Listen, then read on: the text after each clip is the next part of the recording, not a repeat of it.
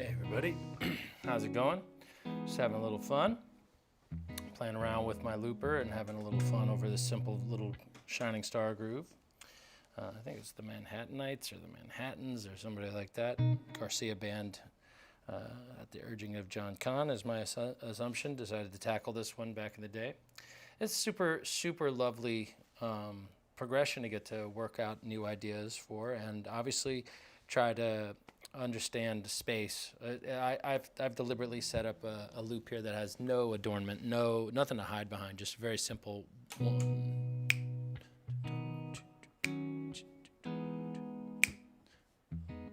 So there's almost nothing in there guiding me rhythmically, which actually makes me have to carry the rhythm, kind of hold on to the rhythm between that hit and that one, right? So there's actually, not a lot of guidance.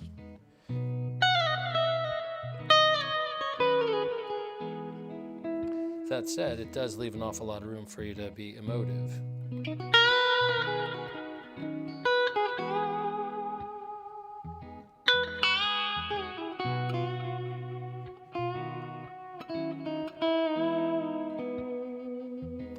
But I was enjoying this morning. I had the lights down real low. I just have this one little light in my room that I practice by, and you can see it down.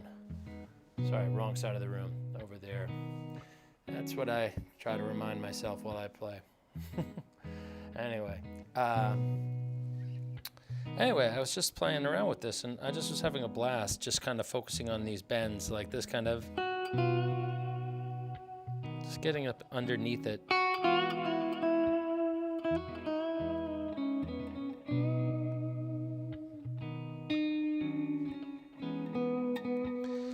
So it's beautiful to be able to get up into there. It has like a frailty to it.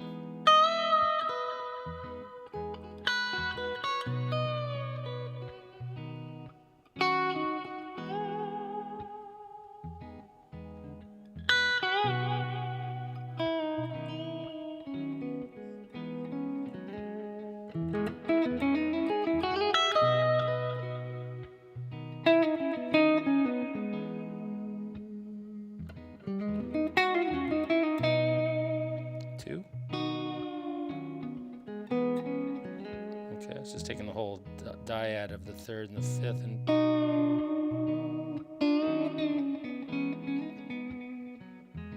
all right, just working on little things like that over and over again in a musical setting. The truth is, the more advanced the player you become, the more kind of contextualized my laundry list of things to practice. Here, let me turn this off. The laundry list of things that I'm here to practice and work on becomes more and more contextualized in specifics of songs and things like that. So I'm looking for particular ideas over a particular groove. That said, one could take this and bring it more towards a fundamentals perspective for an emerging player, which is primarily who I work with. And I mean, I have probably a handful, maybe 10 or 15 students that stand out over the course of the time that I've been playing that are either going to be or are currently like professional level musicians, and they're an incredibly cool bunch of cats to maintain a friendship with after they kind of leave the nest. It's a spectacular thing to actually guide somebody towards their goals and have them actually hit them. And it's it's like it's a win-win, right? A lot of the times, when you work with people, they're advancing, they're playing, sure, but they're not like 22 with a whole life ahead of them at the time that I kind of get them to the point where I can be like, hey, fuck off, it's time for you to actually just go be a player, right? And if they check back in periodically, and I think they look to me more, by the end of it, they look to me more like a big brother. I doubt fatherly, but I mean, I'm just like them, just ahead in time. All right, and I had big brothers that really helped me, right? And one of the things that was the most important was focusing on the fundamentals of playing, all right? Primarily, that means being in tune and being on time, all right? And by the way, the on time doesn't just extend to your music. It also relates to the gig itself. Any musicians out there that are looking or wondering why they aren't being taken more seriously, it might be something as simple as punctuality. I'm not kidding. I I have stopped working with people because they were undependable, you know, and that is and disrespectful. When people routinely and consistently show up late for things, it shows a certain disrespect for the process and for the other players that are there giving their time towards, you know, this kind of shared goal. All right, and yeah, maybe you'll put up with some that kind of behavior for a little while, but over time, it's not going to serve you well if your ambition is to actually enter the music field professionally. It's really really a huge part is to show up on time and be in tune. Okay, so a tune like this with just the two chords, you know, it's basically, you know, it should be rather elementary. There's so many chord tones that are shared here. Let's look. Let's over the B chord, right? We have this, if I could just get this stupid looper to work. Come on. Kemper, send me a new unit, please. I mean, this is really ridiculous that I can't get it to start. There we go. I mean, it literally took that to get it done. Anyway, Kemper Repair, reach out. So we're playing a B chord, and there's this nice little dreamy E major 7 voicing. I don't know if anybody can see that. It's kind of like I'm playing the E, the third, and the D sharp there with the pinky. Right? And this is just a great, like, kind of little closed voicing. Right? You can also hear it back here. But see how we're getting this. All right, so we have a lot of common tones here.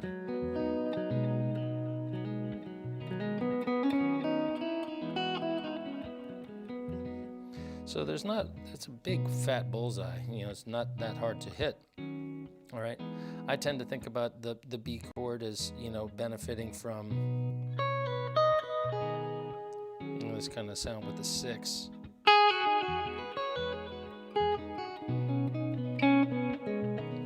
It has a certain pastoral or open quality to it that doesn't really exist when we introduce the flat 7, which, you know, is a valid choice. It's just aesthetically I have problems with it, so I tend to practice out of it. The only time I'll do that is if I'm trying to do like a harmonized line where I'll go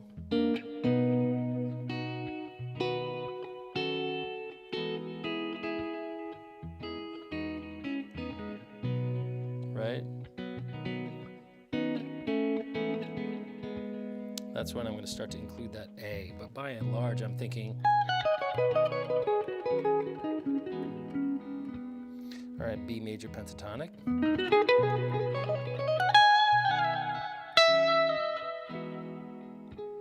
And I'll definitely add a lot of that sus4 in there, okay? Because why not? We're headed towards it. All right, so I include that E, right? So.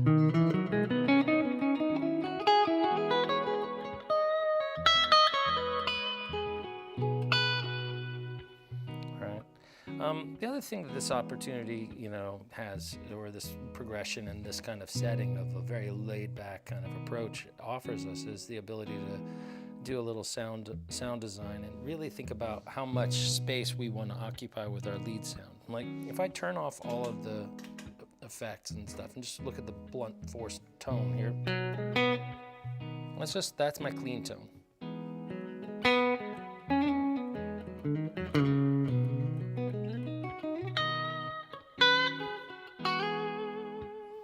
Now, if I add a little bit of I have a little reverb and delay here. Actually, it's just delay. And I also have it's a little boost. It kind of pushes the level up a little bit more so I don't have to pick quite as hard to get over the top of the... Ah, there's that A.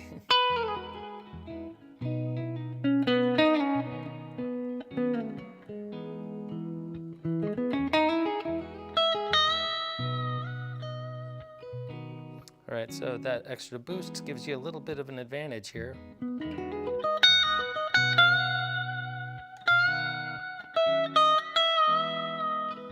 A little bit more sustain. All right, then I'm adding a single delay here. I think it's quite dark.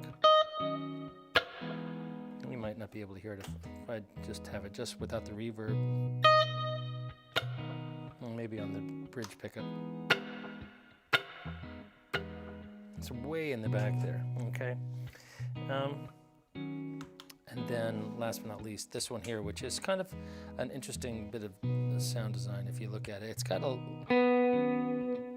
lot more decay on it, but what it does is it fades in. It's a nice little feature that we can get out of the Kemper.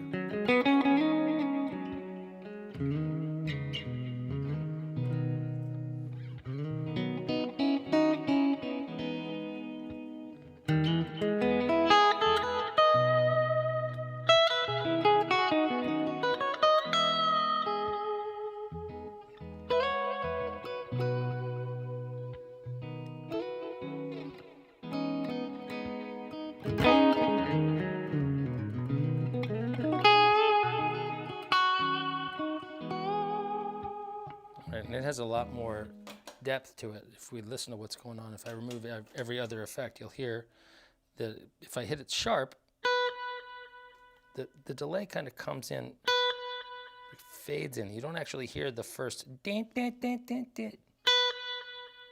All right, but the subsequent ones, okay? And what we call this effect is called a ducking delay. And it was made popular by guys like Michael Landau and Steve Lukather and other, guitar session luminaries in the 80s, primarily from the popularity of the TC-2290 is a rack effect that featured this. It's just like you press it on the front end of the button and the front end of the faceplate. It was just a lovely little feature to be able to add. So that way, when you stop playing, there's a big amount of delay present. All right, and when you are playing, it's kind of sublimating. It's almost like a compressor that's built into the side chain that feeds the send, okay, to the delay. Well, that's exactly what it is. So that way I can do faster lines where there's more density, but the original attack is left unencumbered by the repeats. All right, and it's a very subtle thing. It's kind of an inside baseball move, but it's really quite nice. And then on my settings here, for when I go live, usually this song will get bigger than just this one static groove, right? This isn't going to get any bigger on its own. It's literally just one time through the progression. But on my board here, or on the Kemper rather, I do have an overdrive setting. Now it's more of a boost that kind of rounds out the top and adds a little bit of bulk and bark in the mids. Right? And this, coupled with the fact that there's a volume boost, makes it palatable to a live audience. If I was to boost up everything proportionately out of this sound, those really crisp and present highs, they peel paint. But up here, they can be very loud. The guitar itself can be rather loud without hurting people's ears. Okay, so it's something to consider there. Hey, really appreciate how you open the space in my mind to play more freely. Definitely where it's at. The idea for you shouldn't be thinking licks. It shouldn't be thinking specific concepts other than this. B stuff. E stuff. Right? So B stuff is like B major pentatonic. And then E. Right? And frankly, you can find a lot of common tones between. Let's look at this B major pentatonic shape, and you're going to see that it's viable over top of the E major 7 sound because of that note.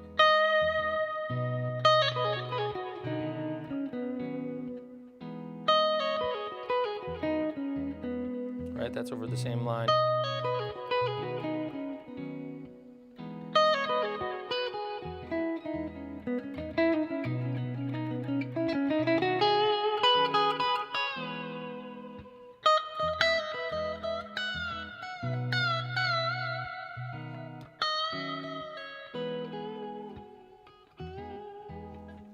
Don't be afraid, even if you're playing clean, don't be afraid to pull back underneath the backing track. This is one of the best things that some of my heroes have shown me. And those heroes, by the way, 90% of them aren't real players that you know. They're people that I've had the good fortune to spend a little bit of time with and had them show me how it's done a little bit.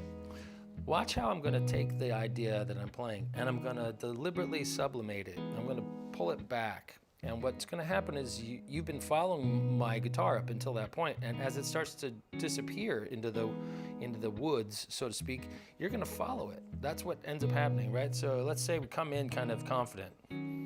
1, 2, 3.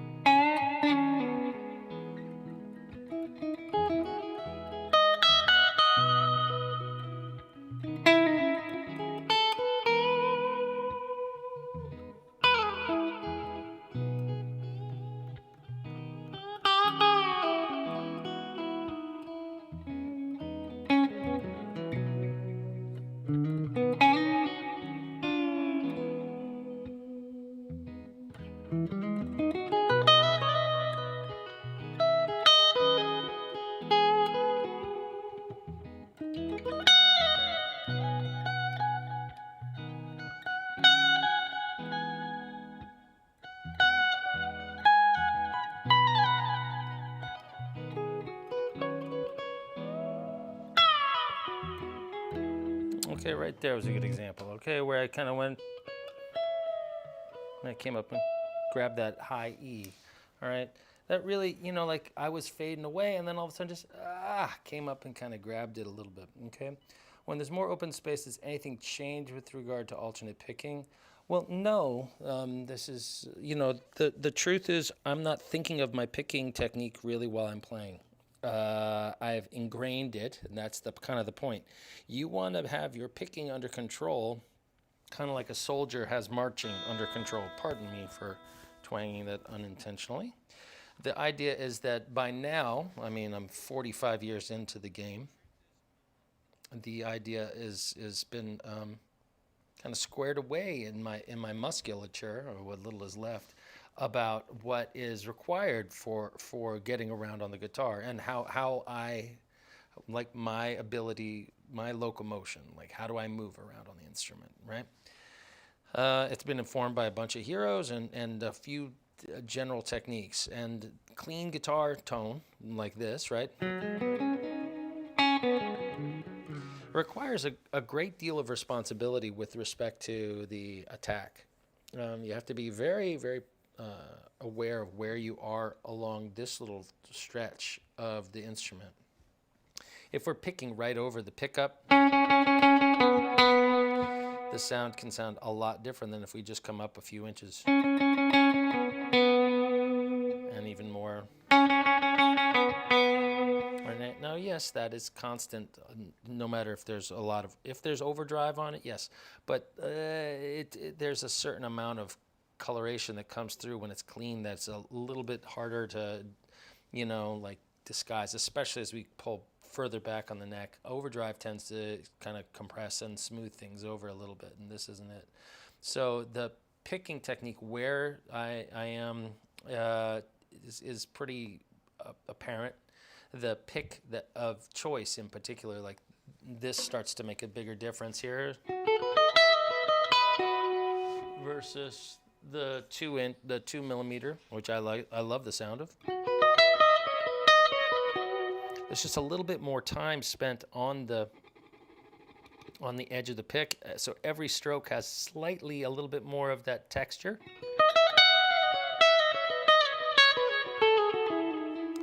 And it has a slightly brighter and snappier sound. And it also has more of what I think of as like residual, like shortening of the string.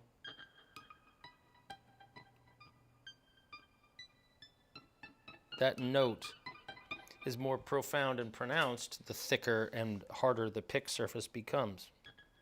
It's there, but less so with the blue picks. So these are the two options that I use for electric play. There's a Jim Dunlop Max Grip, kind of blue 1.5, and this is made by Dunlop these days, but it didn't used to be. And there's some question or some debate as to whether or not the material has changed. This is the black Adamas graphite impregnated, picks. Which, by the way, yeah, Garcia did use them, but not while he was making some of his best music. To be perfectly honest, he didn't start using those until later in the game. So if you like the sound of 1972 Grateful Dead, then this is not your pick. Just so you know, okay? That's not taking place there. So yeah, just like the super distortions weren't in the guitar. If you're a Europe 72 fan, But the truth is, I started out liking more humbucking and true single coil Strat era Garcia stuff. But I do see why these pickups are so special in this realm. They have a real. They sound like Jerry Garcia more than a Strat, which can sound like millions of other players. There's nobody that did this with nobody did this with the super distortion. That's all this pickup is the super distortion. That's a four wire version that can be split, right? They call it a dual sound. Or they also had another one that was, that has a different sound profile. All right, but the dual sound, and I can't remember what the other one is called, but they're very cool pickups. They definitely have a sound. The way I run it actually is, depending on who you're talking to, either not exactly how Jerry liked to do it. Jerry apparently liked it in this single coil mode, and I like it in parallel. I find it offers a little bit more firmness and muscularity to the sound.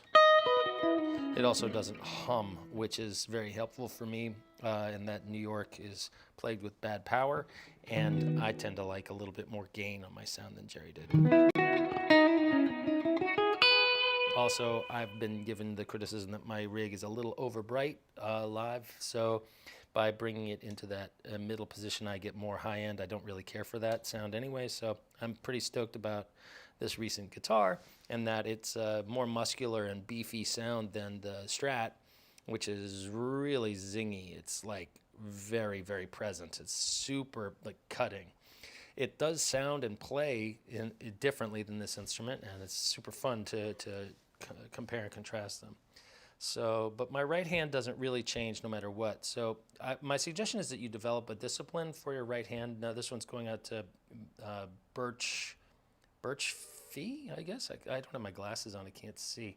I think it's BIRCHFIE, Birch Fee. So my thoughts on that is get your practice regimen together where you're working on your alternate picking together. All right, and the idea about alternate picking isn't that it's draconian. No matter what, if I do down, the next stroke I take is an upstroke. That's not true. The alternate picking that you want to practice is one that conforms to what I refer to as, but it's not like a known concept. Is I want it to align with the downstroke wants to line up with the downbeat of the song. All right, so if there's a series of hammer-ons or pull-offs, that those effectively are replaced by what would have been steady down, up, down, up, down, up pick motion. So if while we're not playing, we're using the left hand or the fretting hand to go, we have to determine the actual value of all those notes and where the downbeat is while we're playing, so that when we come back in on the downbeat rather than just some arbitrary last stroke I did was a downstroke, so the next one I take is an upstroke. That's not always going to be the case.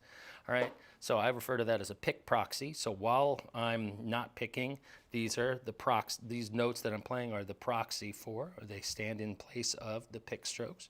All right, and so we're still alternate picking, but we're aligning our downstroke with the downbeat, and that's the overarching discipline that I hear within Garcia's playing, and it's largely why he never really drops the beat. He's very connected to that, and that is kind of a bluegrass tradition, if you ask me. All right, that's kind of the first place I ever heard that talked about, and so having spent some time down that rabbit hole, I brought that with me when I came back into playing Grateful Dead style music. Quitty Pop says, "Hey Jack, just recently bought a dual sound and a Super 2s.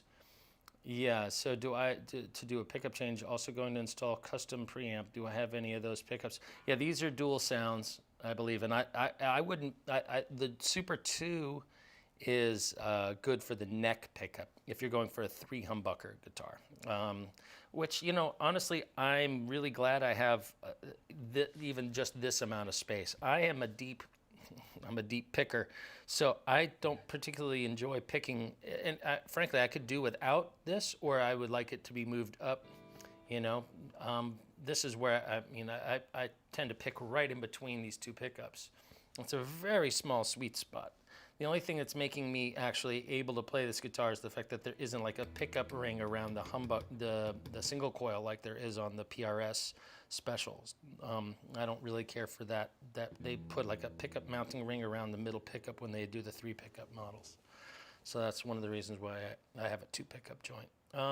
But those are great pickups and you're gonna love them. And so yes, so this has a preamp in that it's got a buffer that's always on. So you have to unplug this guitar, which is kind of a drag. I'm used to, you know, having a passive instrument, and you have to change the batteries from time to time, but whoever set it up did it right. It came kind of to me in pretty reasonable setup. The only thing that I needed to do was there was some filing that needed to be done down here at the saddles, where the saddle was flat, and so the string was going flat across a large distance of metal, and that allowed it to buzz and create like a sitar effect.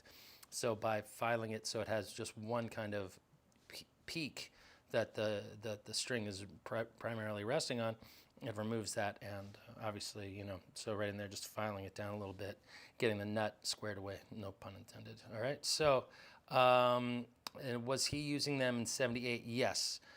He definitely used this kind of setup in '78.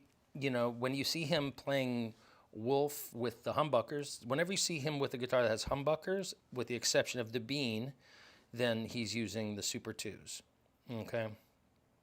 Or whatever, the dual sounds. Sorry, the dual sounds. Or the Super 2s. I don't know.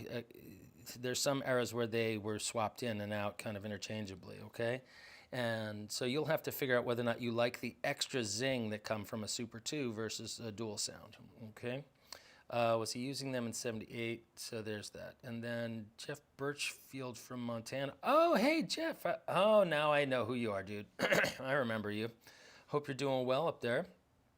Boy, oh boy, I think you want your weather back, man. New York has been a really, really cold and nasty place for the last couple of weeks, and apparently it's going to continue to be that way. I mean, granted, it's always emotionally cold and nasty, but now we have the weather to match it.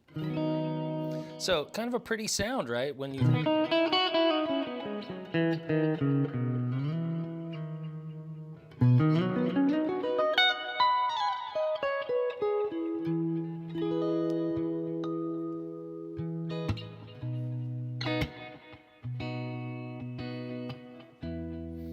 just playing, thinking about B and E.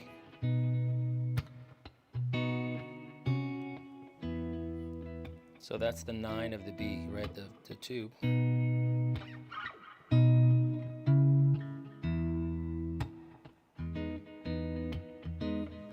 All right, so and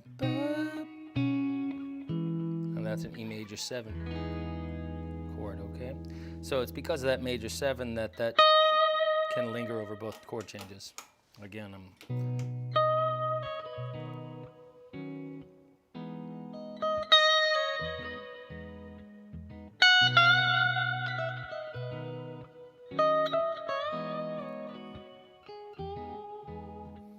still using 1 fret bends to create that Garcia kind of sorrow. There's like a sweet sadness.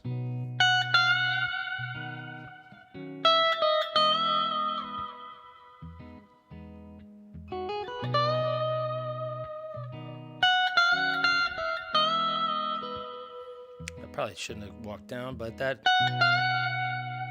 bending up.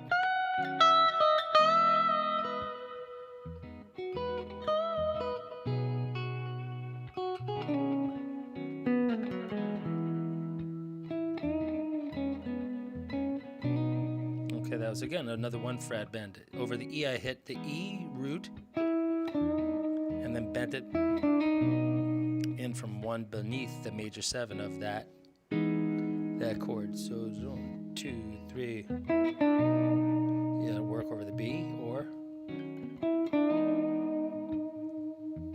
nice when the same lick works over both chords.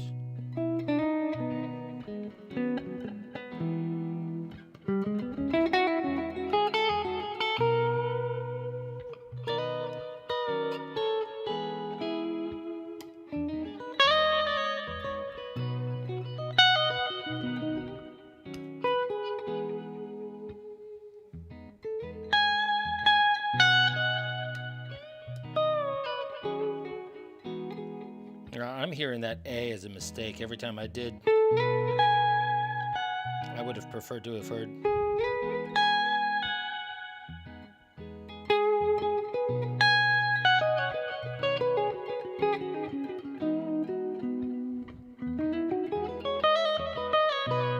All right, so avoiding that A, unless you're trying to imply what the vocalist does, which she usually sings that. You are my shining star.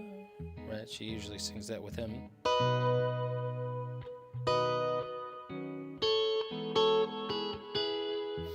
Right, and it sounds nice. And what other note is she going to hit? Is she going to go and then come down here and do the, what would that be? That's too ambiguous. So she's got to hit something. I mean,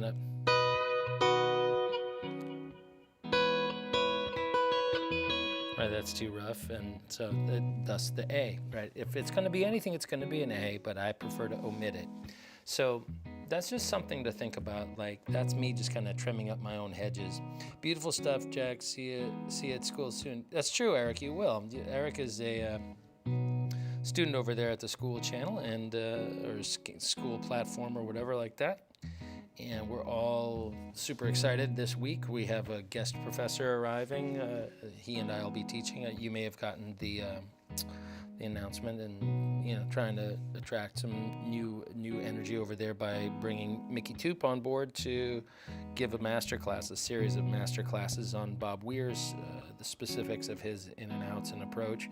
Which, while I understand a great deal of them, I haven't devoted, decades of guitar playing time to just cracking the nut that is Bob Weir. So in tribute to his passing and in light of, everyone's interest in acknowledging his contributions to the band, I thought it would be both a smart decision just to kind of give the people what they want, and also as an opportunity to reach out to Mickey, who I've from time to time consulted his lessons to see what his take on certain things is, and we aren't always in agreement, mainly in terms of his explanation of what's taking place from a theoretical perspective. The notes he's playing are usually right, and he's just about the nicest fucking guy you've ever met. He's a younger dude. He's 25 years younger than me. I can't imagine how much expertise he'll acquire over the next 25 years. So looking forward to having Bob's stuff covered in greater depth than I can handle on my own.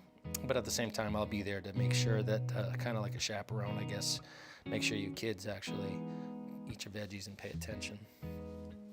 So what do we got here? That's it. So nobody else has really chimed in. I'm not loath to turn that off because it's so hard to get the Kemper to work nicely. Let's talk a little bit about some of these kind of more impressive ideas and like shapes that you might see me throw in there from time to time.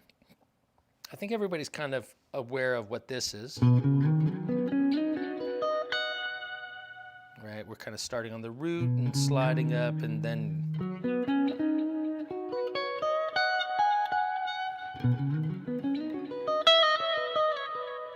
a lot of people refer to that as the pentatonic highway or something fucking silly like that. Yeah, sure, okay. And don't forget you can add the flat third on the way up.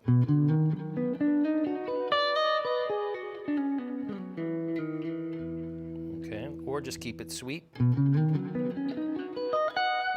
Let me ditch some of the fairy dust there. Okay.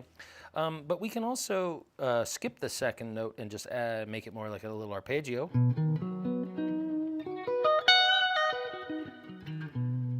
All right, or add it.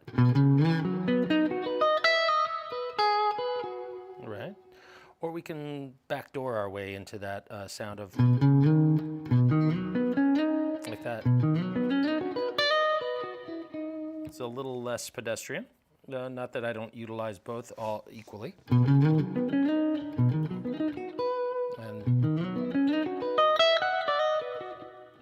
right, and so this idea, stems from Django Reinhardt.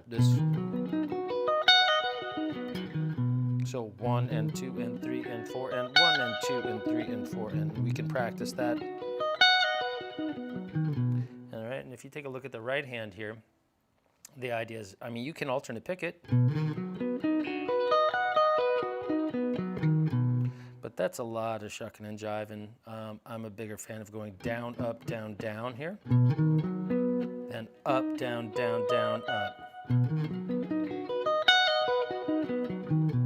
And then using some various economic picking ideas and choices on the way back.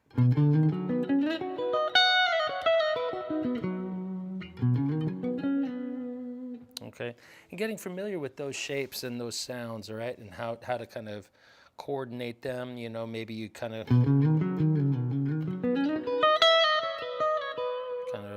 go back and forth within one or two of them, or starting have.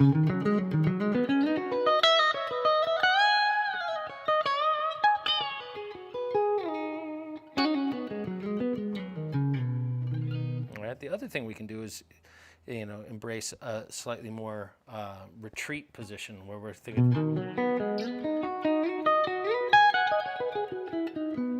which is a really fun and creative space to understand how to monopolize this kind of reverse G chord shaped B chord. Right, this is so prevalent in both Bob's and Jerry's arpeggio shapes and chord shapes. This basically is just like if we were to play a C chord. Learn how to play like an E chord like that. A lot of people like to bar their whole hand over it, and to me that's a no-no. It's a lot of wasted energy. I prefer this. All right, and then if that's E, then that's the G chord equivalent, right? So if that's C, that's G. So if that's E, then that's B, right? And so we can take this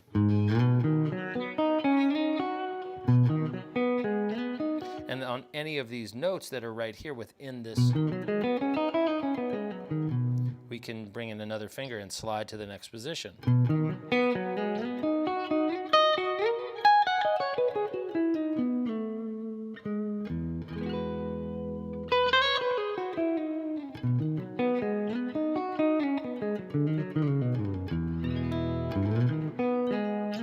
So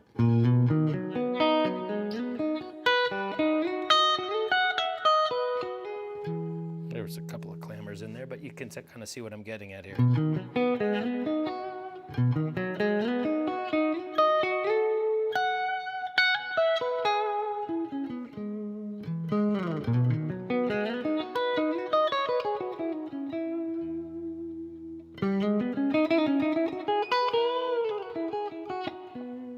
All right, I'm not using the major seventh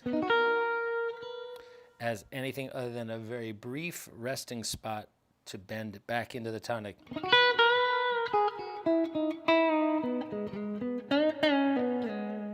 All right, over the one chord, or not the one chord, but this B chord, right? All right, once I go to the one, at that point, that D sharp sounds really lovely over top of the E chord. So when we resolve back there, it sounds really nice. Howdy, Will. How's it going? I see another guy from school checking in. We are getting ready for a big day tomorrow. We start our Garcia course. This will be our second time going through that. Not the same songs, but different tunes, but basically utilizing the same principles and examination of his style in a little bit more granular way than I can afford to do to the school students. Like school is, we still use tunes from the Grateful Dead's catalog to examine theoretical and compositional and technical aspects of guitar playing. So it's kind of nice, I think, for the cats to be able to study both the guitar and some of their favorite through the work of some of their favorite musicians. That said, for the more aspiring players that like Will, for example, he's a more advanced player who's playing with group with a repertoire that includes some of these tunes. So it's nice to be able to talk about specific melodic ideas and soloing strategies and things like that, and in a more open forum with 5 or 6 other cats that are similarly, inspired and informed by. Now today I'm playing through both a line. This is the line level sound.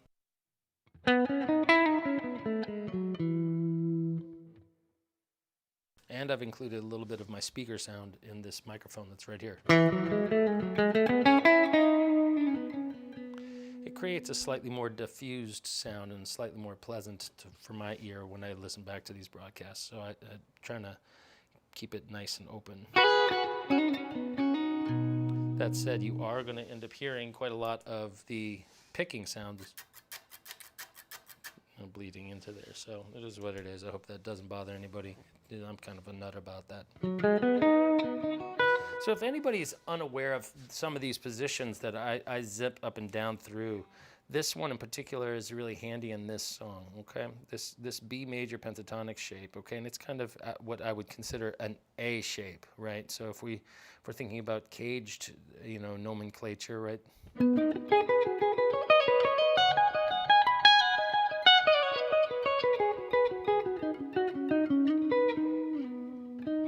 Right, so I'm seeing like a B chord here, but I want you to visualize it like the pinky and the middle finger are handling the bulk of the lifting. You can do it with the ring finger once we get up high, but that becomes problematic when we're down here. Okay, especially, it's only on the D and the G strings that I'm thinking about that minor third being handled with the index and the pinky, but so I'm kind of doubling back and creating a little sequence. 1,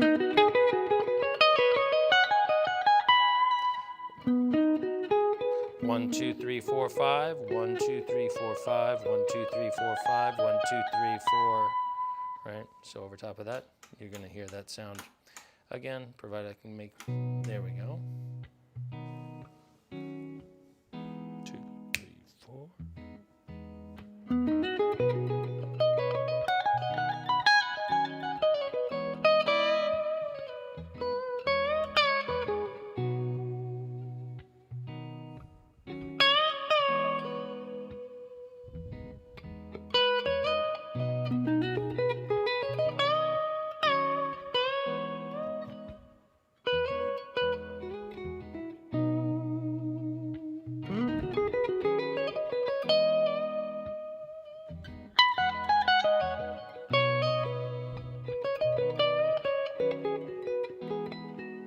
Right, so that's your skeleton key right there. If somebody was to say, "What am I going to do over top of that?" I would just say, live and die by that B major pentatonic scale. Maybe adding the 4th over top of it periodically over the B chord and heavily over top of the E chord, so as to give it the sensation of resolution. Hey, Smashing Blumpkins 420. Says, sharing your talent with us, thanks, and this looks like fun. Yes, sweet playing. I was at the Bitter End show. You were there. Oh, that's cool, Julian. Man, I'm so glad. Which one? The most recent one? Just in the a little bit ago. That was kind of an informal kind of hang. We didn't get a chance to rehearse, unfortunately, because of the snow. The snow came down, and we were supposed to rehearse the day before on Monday. Now, granted, we had just played out on Long Island on Friday, so right before the 1.5 foot of snow came, we played that night and then drove home, got buried in the snow for 2 days, and then it was kind of bizarre having to get to the gig on that Tuesday night. So yeah, so there's a lot of clarity with these pickups, and obviously I'm not opting for any overdrive or distortion on the song as Purdy as Shining Star. But we don't have to limit our conversation to Shining Star. The truth is, if I was practicing, the title of today's office hours is Proper Practice, right? Well, what kind of dummy would practice this with using like a super high gain legato sound? You wouldn't be able to, you'd be practicing something you would never be using, okay? So I'm sitting here kind of thinking about that sweet sound where there's a little, maybe a little bit too much echo on the sound, but all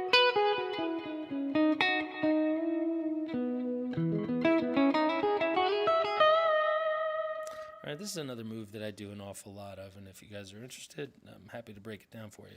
You look at what's happening. It's basically like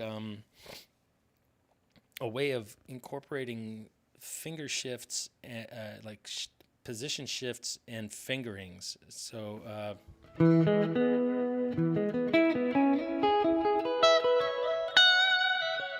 so over top of this E chord shape, again, let's keep it out of that same A shape. So now this is an E chord in that same kind of. Okay, so here we are, but we're not going to take it from the index finger on the root. We're going to tackle it from the middle finger. Right, but we can.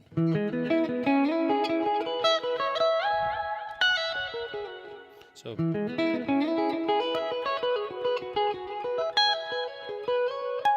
So you'll see me using the index finger sliding up to another note within the scale or arpeggio or whatever as a way of kind of bracing myself for new areas of the neck.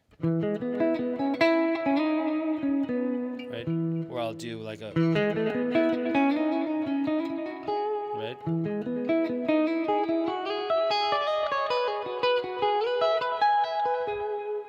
I did a bunch there with all fingers. It's not always the ring. It's not always the index finger, but that's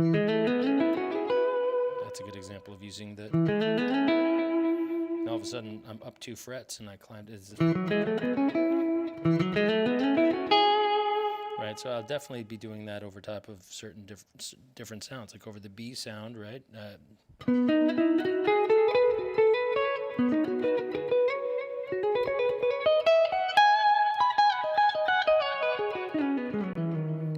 Back, I'm sliding into new notes rather than sliding up into them.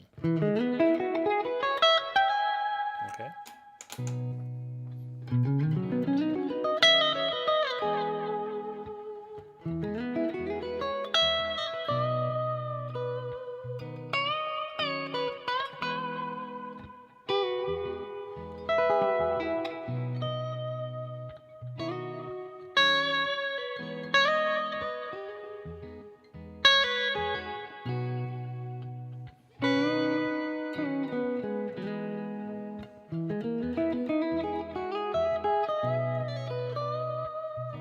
That's a good example right in there over top of that. If you want to be a stickler, I shouldn't be using this B major 7. Just 1 fret apart, but it doesn't sound bad. It's kind of a Lydian line that I'm co-opting for over top of this 1 chord sound.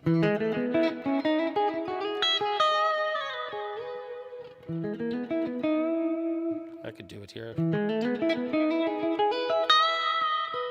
But I don't think anybody's going to complain. All right. So those are a couple of like the insider kind of tricks and things that I do. And maybe I'm fatiguing everybody because I doubt I'm fatiguing anyone. I'm kind of in a sleepy mood today. We had, again, there's so much snow and it hasn't really melted. There's nowhere to go because none of the cars have moved here in the city, so there's nowhere to park. It's been kind of unreasonably slow, but it feels a little bit like a holiday. Thankfully, I can work from home, as can my wife. So we're kind of, but it feels a little cooped up, cabin fever style. So at this point, I think I'm kind of done with my little shenanigans about over Shining Star, but I'd be happy to introduce another topic, or talk to anybody who's out there. I don't know who's on there. There's 15 observers here, and if somebody's got a question or something like that, happy to approach, with the best of my knowledge, whatever you're interested in. Ask me anything. Not that I know everything, but if it pertains to something I know about, I'd be happy to help out if anybody has a question about their playing or something they've seen me do or a sound that they've heard another player make that they don't quite understand how it came to be. Because, hey, that's where it is. Can you hear my Mutron? Yeah, sure, of course. Give me a second here.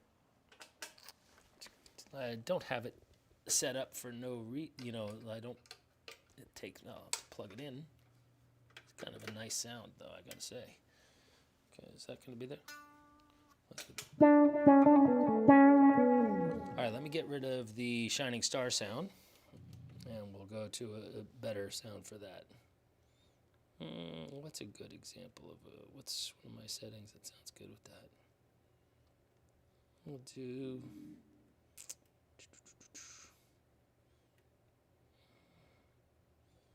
That should sound pretty good. Well, I'm gonna go back a little bit more. I'm not that crazy about my preset for Shakedown Street. It works well for playing rhythm, but it doesn't sound so good on the solo stuff. Let's get back to. I think it sounds better on my Fire on the Mountain setting. There we go. So, so by and large, when I solo on Fire on the Mountain, I'm thinking about this kind of like the octaver sound. That.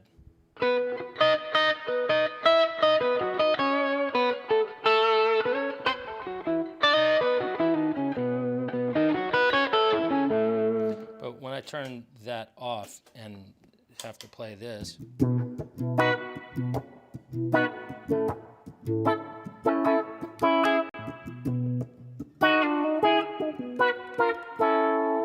I do like the real moo. The real moo is a lot better, a lot sweeter. I'm not sure. Did I lose you guys here? My camera seems to be giving me a hard time. Let's talk about this. So somebody's asking for four note sequences ideas. So let's try. I'll try to make a little bass line here. Bye bye loopy time. 1, 2, 3, 4.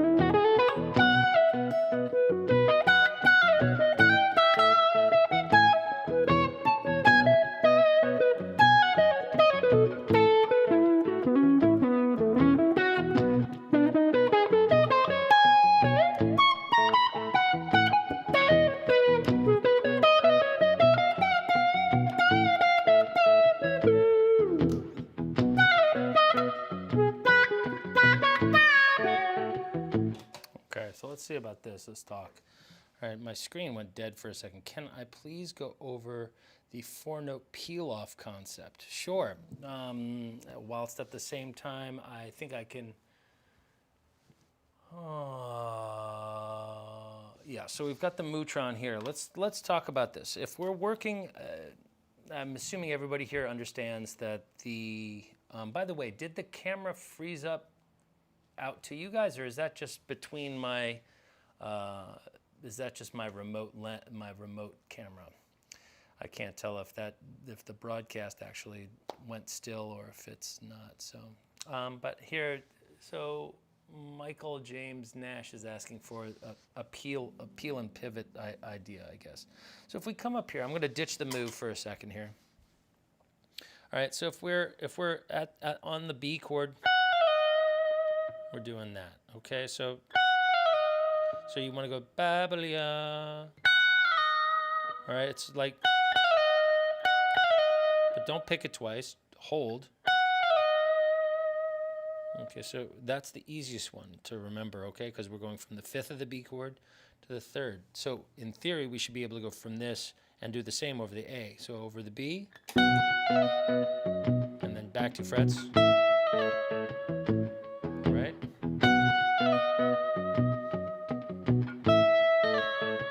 And what happens if we invert that? That doesn't really sound resolved. That doesn't really sound so resolved.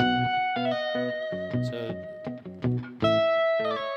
all right, so that's starting on the 5th of the B chord, and going back to the 3rd. So now it's starting the 3rd of the B chord. Right, so that's,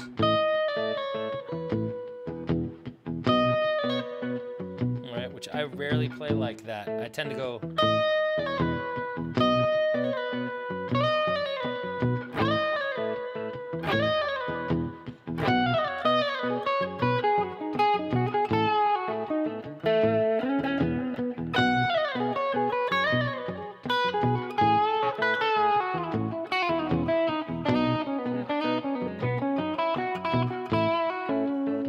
So now we got the.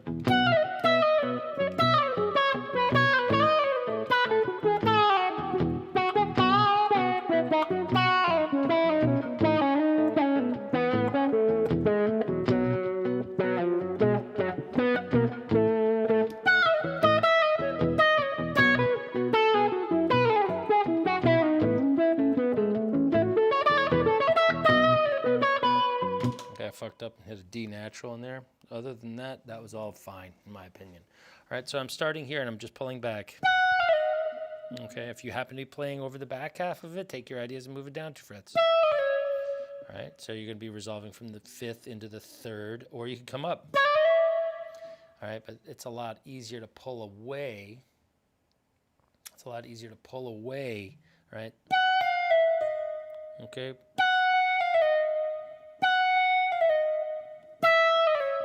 All right, now if you need a little extra drive, you can always switch to either full humbucking or go to the bridge pickup where there's a different series of harmonics being listened to. Right here, the sound is a little sweeter and less direct. Back here, it triggers the envelope quite nicely.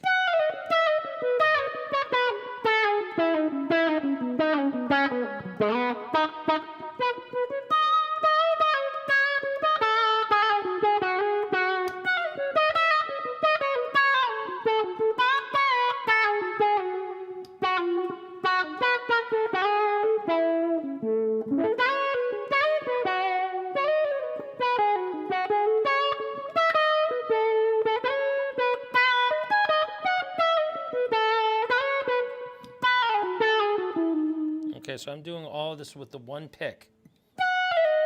Okay, and you do have to have some hand strength here for the pull-off to not go and then die and not be heard by the envelope, okay? So that's where the extra compression from the extra output from those pickups really can help. All right, the other thing you can do is you can turn up your gain setting on the moo. All right, but what that's going to do is going to grab the everything a lot more. So you're going to lose a lot of, like if we can imagine a dial that had the acceleration of the thing and we made it so it got fast, really, it opens up really fast, and then there's a bunch of just open sound. That's not really that usable. What we want is more variation and more sensitivity in the lower end of the, like where it's like almost about to open the envelope.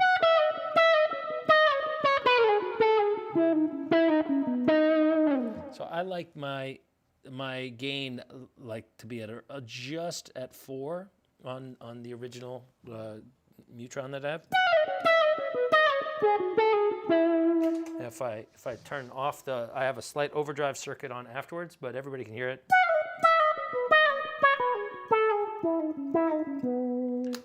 bridge pickup.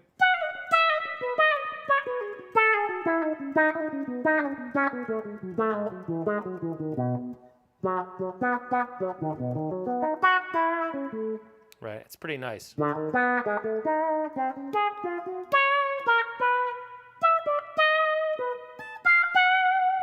right, so it's a lovely little sound.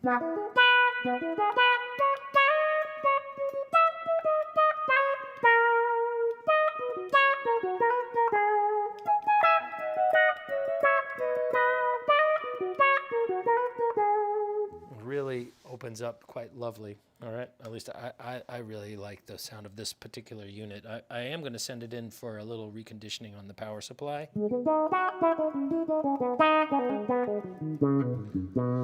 Fortunately, I have another vintage backup, which I just recently acquired. So, so while I'm down a man, so to speak, I'll be able to. You know, the truth is I may send him the vintage one to have him do the bypass mod and the stuff that I have done to this one, because I find it to be extraordinarily useful here. But so really all I'm doing is I'm going from one chord tone down. And so if we were to do the same thing, let me ditch this, right? If we're thinking about it in the key of, well, over the chord of a B, right, we're going to be looking at its third coming down to the next chord tone. And you'll notice that we're playing these three chromatically and skipping the flat two. We're not going to go, that's not really, I don't like that. That to me is a bit of a turd. Right? I'll occasionally go,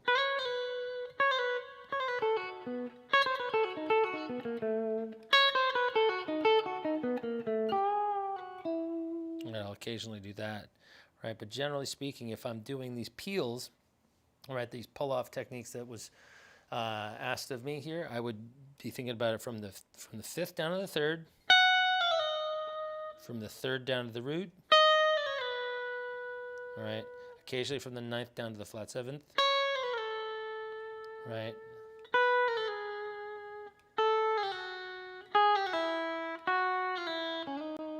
all right, and I'm just kind of looking for some sort of symmetry between the sound and the feel of the song. So.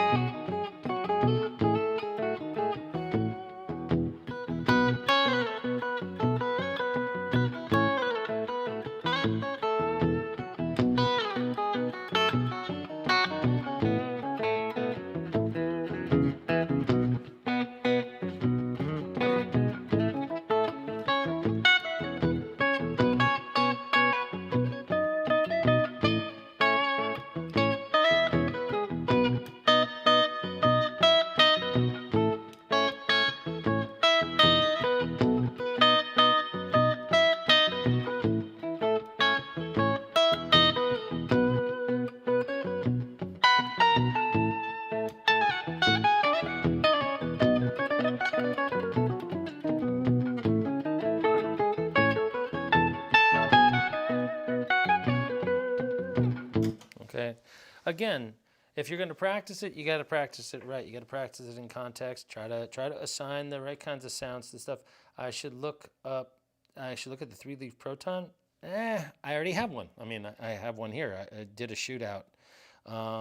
This is no contest for me. You know, it's absolutely bluish purple. I appreciate the recommendation. That said, it is not even close. So, yeah. So I mean, I assume you're talking about this bad boy. That's the Proton 3-leaf. Very, very good pedal, but it doesn't have the real deal. It doesn't have the real sauce. The ones that I like that aren't the real deal, I do really like I thought the Qtron Plus sounded pretty good. I did like a five pedal shootout. I thought the Mutron Plus sounded really good. I also thought that where it is. There you go. I also think the one in the one in the Kemper sounds pretty good. Here's the one in the Kemper. So like if we do a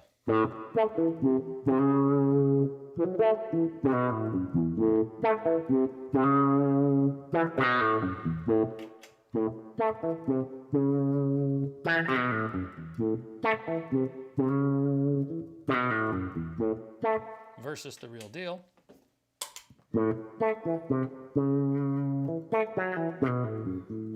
This is just a little more open and sweet versus. So once the overdrive and a little delay is on there,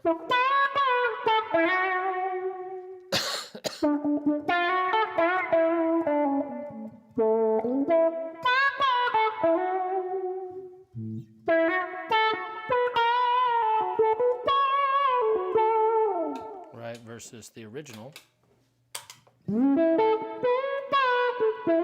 which is a little deeper, a little sweeter, even with the overdrive. Without it, it's really quite obvious.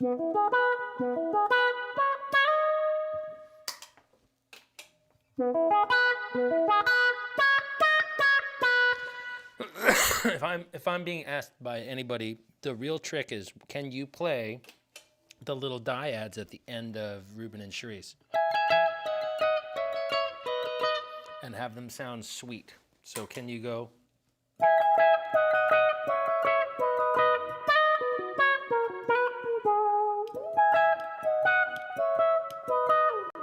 Right. If you can't, like this, it's not going to be that. Just kind of, it gets harsh when you really lean in. But here,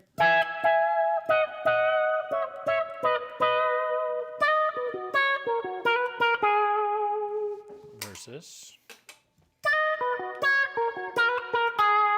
It's not so bad on the single notes, but the second you try to make it like a versus.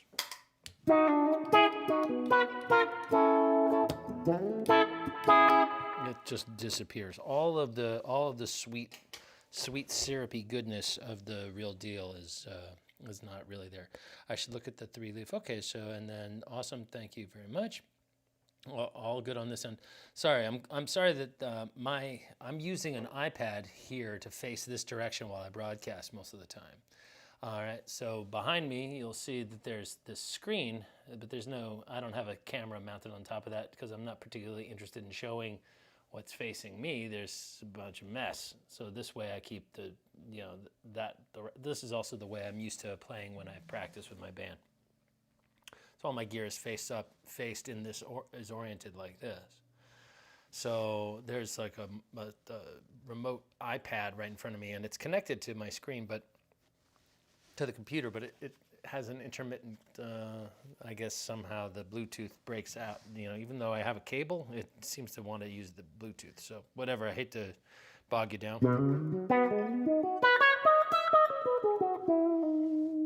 So that's the sound of a little bit of, well, I'm about to add a little bit of overdrive. So this is the trick.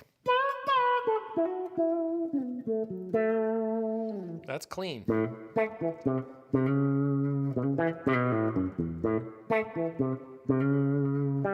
Right?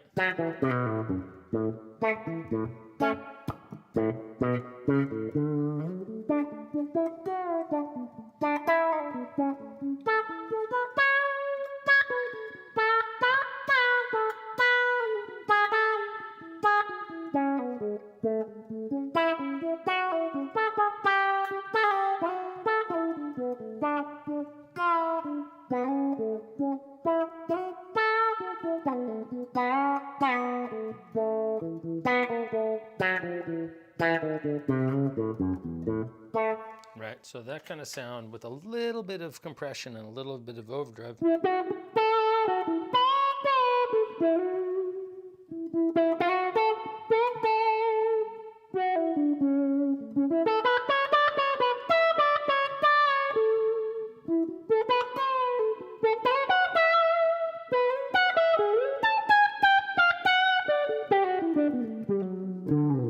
then if you want a little bit more snap, you go to the bridge pickup and you get the.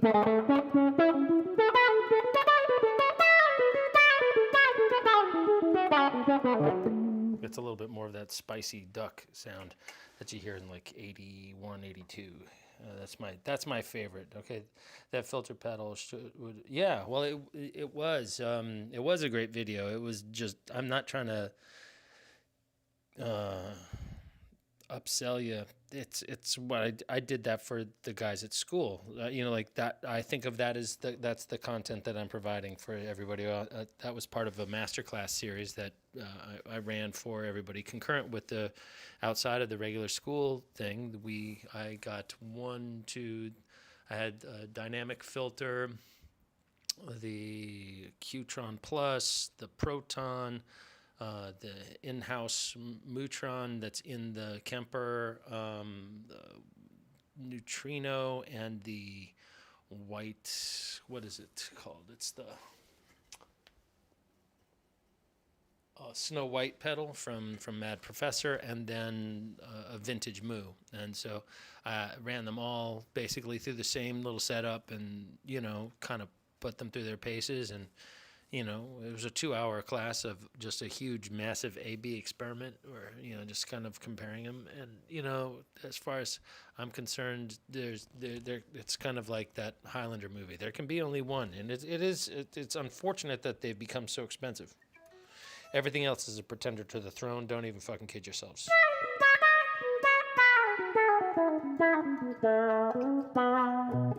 All right, there are people that obviously don't want the exact Mutron sound that is present on Garcia's stuff, but if you're after that, that is it. That is going to really do it. That I can't emphasize this enough.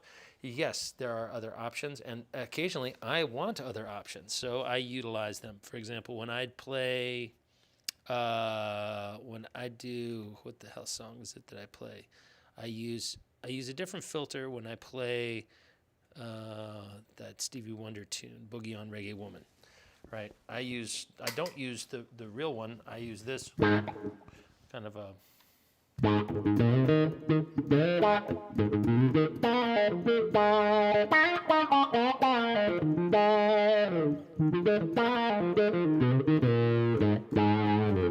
All right, which.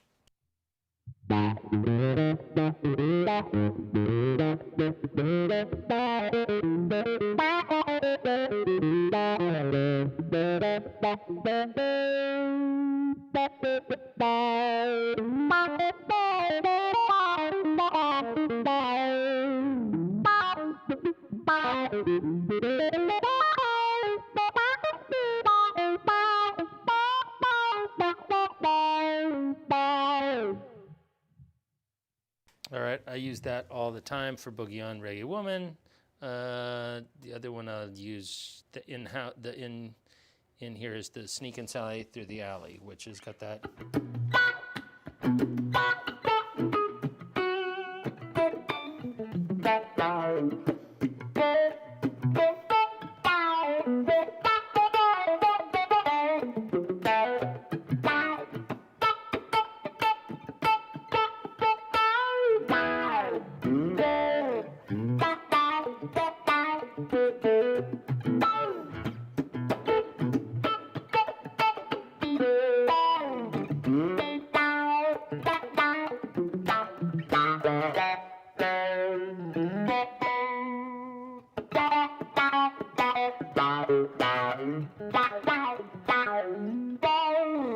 There's nothing that's gonna, I can't make the Mutron do that either. So, or maybe I can, but so I can use a Mutron Micro 3 that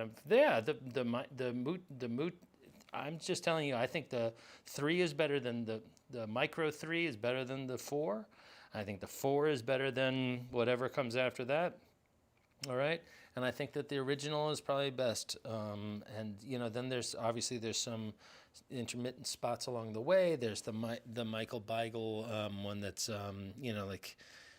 more, it's called the Trutron. That's supposed to be an incredible device. I've never gotten my hands on one of those. I had a chance to buy one for $1,000. Probably should have, because there's a hand-signed and numbered edition and all that shit, but I just went for the real deal, and I haven't really looked back, to be perfectly frank.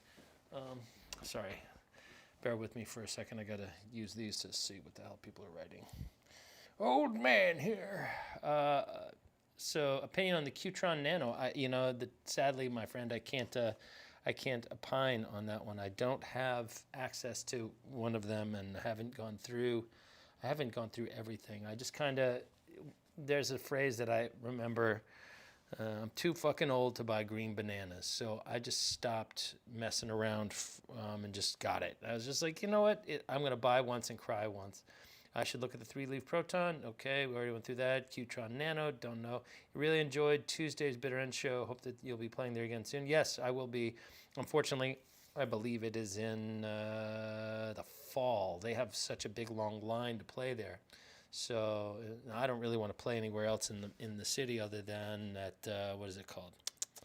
The Hill Country Live. That's another nice gig here. So I mean, I've had plenty of gigging. I do like playing outside of the city because it's just a little less of a hassle. And that filter pedal would make a great video. It did, like I said. But sorry, my friends, I did that for the. Nothing personal, just the paying customers there. I use a Mutron Microtron 3. I do like that pedal. That's the blue one. Although you have to use a boost your signal up to get it to hit properly. That is true too. That can happen. But then again, then when you switch it in, so the oboe might help.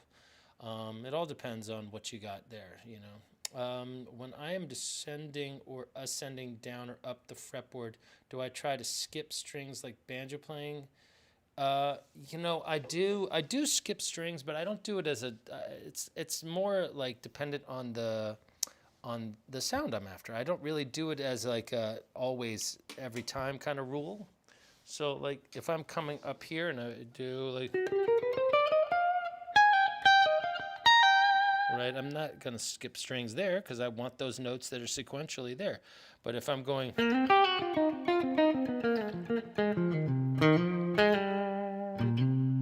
Right, I might do that, sure.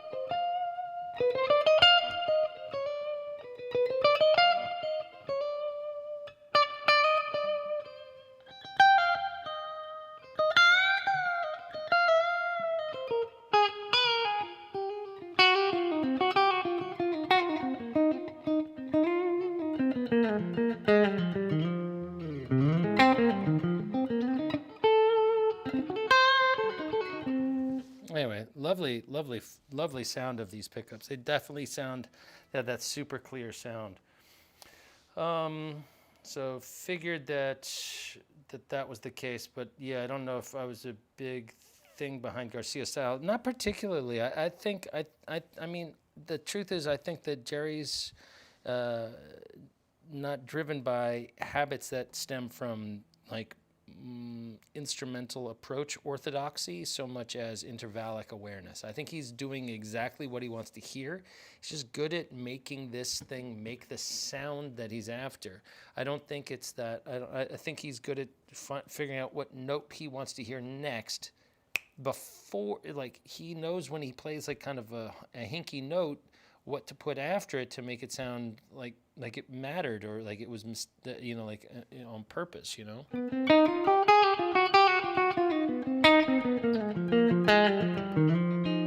that's a good example of utilizing some pretty outside shit. That's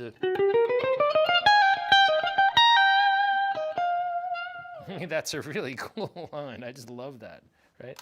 Bridge pickup. A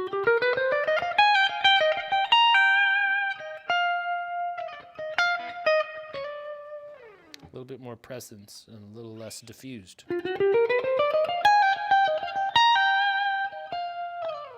That middle pickup sounding really good.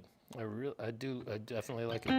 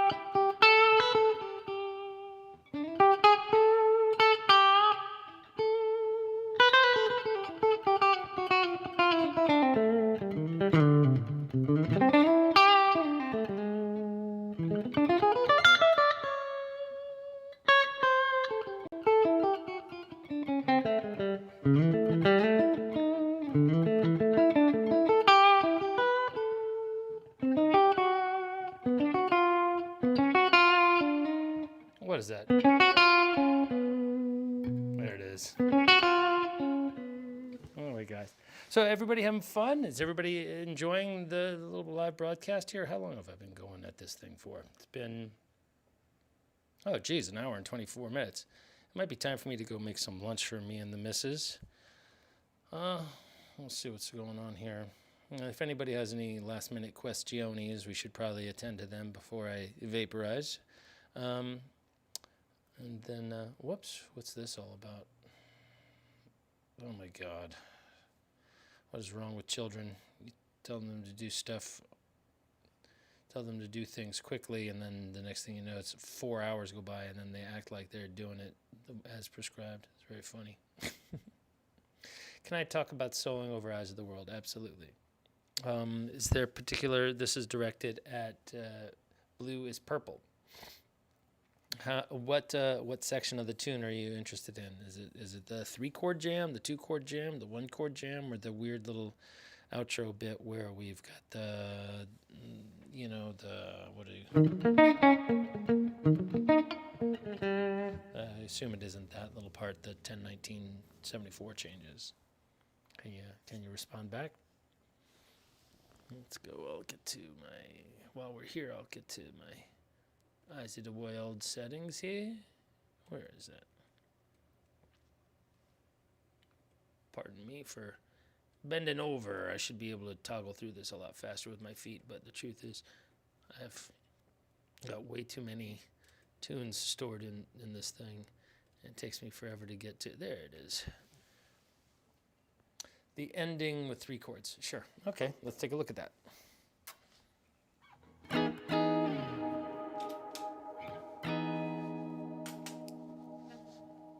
First things first, you want to make your loop quieter than your solo, so turn down the volume a little bit, turn down the tone a little bit. 1, 2, first of all, let's erase that, 3, 4. Let's get it to start, and then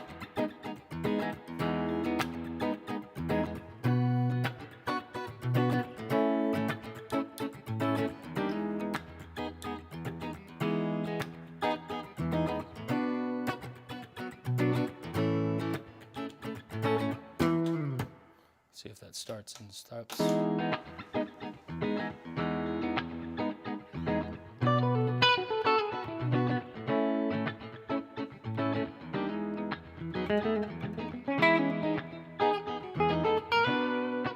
Right here and see if the loop is okay. gets a little lumpy, but whatever. All right. So the real thing you want to be aware of is what am I playing over here? I've got an E major 7, a B minor, and A major, right? So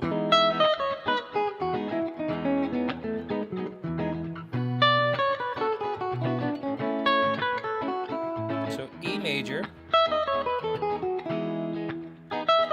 so B minor, and then A major.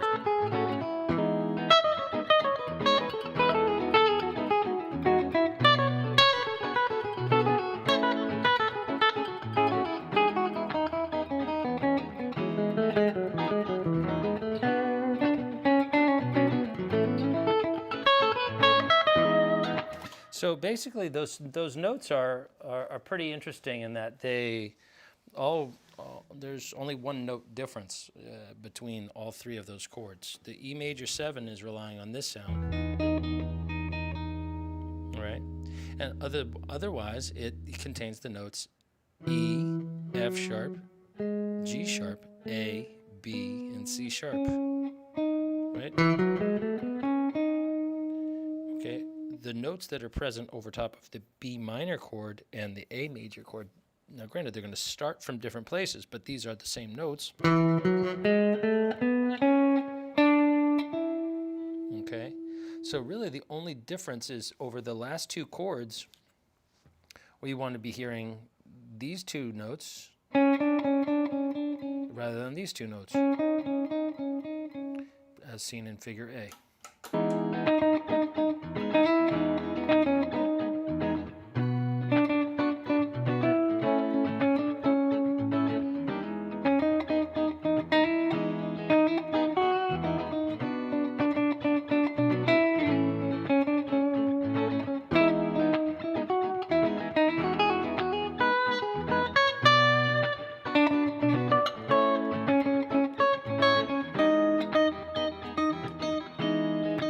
Sharp to D natural to C sharp.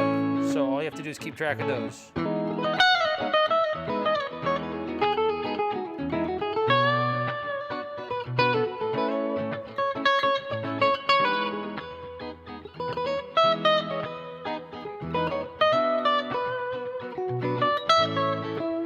So if you can go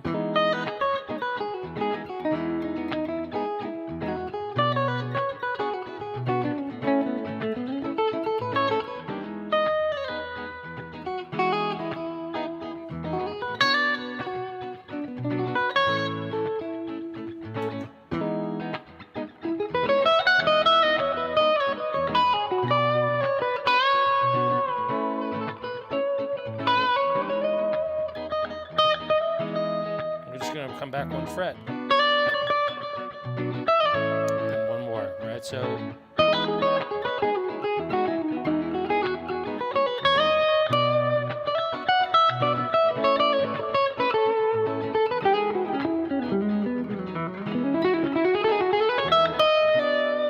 whatever I'm doing over the E chord, I can basically just extend, all right? It just as long as I provide that one alteration to the sound, all right? All I need to do is just ditch the E flat or D sharps and opt instead for this D natural over top of the second chord.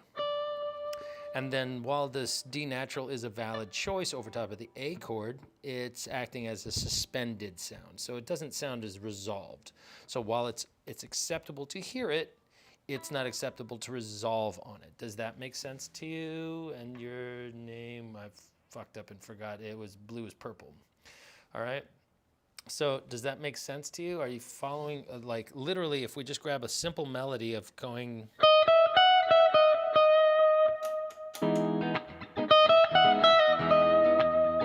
And go and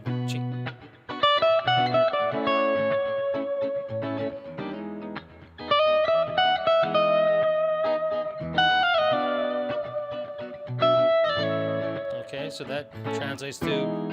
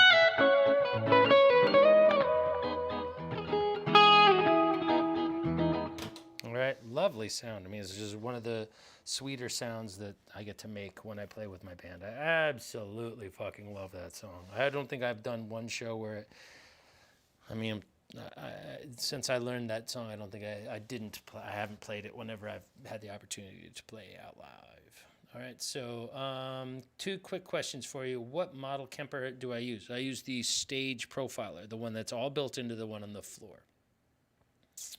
Is it true, RE, long learning curve to figure out all the features? Well, I mean, not that bad. I mean, I've never opened the manual. Let's put it that way. Nobody's ever accused me of being really smart. So I figured it out without using a manual. It's laid out in a way that seems very logical to me, from like, oh, you have these blocks that have like the amp is in the middle and the speakers there, and then there's some stuff after that, like an effects loop, and some stuff before the amp that's kind of like your virtual pedal board. And I just make it all work. I don't know how to put it any other way. But China Cat Rider, yeah, I would say that it's the Stage Profiler. It's probably runs around $1,800. It's not inexpensive, but it's not the most expensive of these things, and it certainly seems like it's due for an overhaul in terms of its aesthetics. You know, like the it's like, it reminds me of like Soviet era computer like graphic readout, like on this little gray screen. It seems like I'm working off a pixelated printer or something crazy, like something out of War Games starring Matthew Broderick circa 1986. It's like, that's very, very mediocre in terms of that. But it sounds great right out of the gate, and then from there you can buff and shine it up a little bit. So I did some of this much more simple way of looking at it. Okay, so how am I recording my guitar in? Do I have a mic on my amp?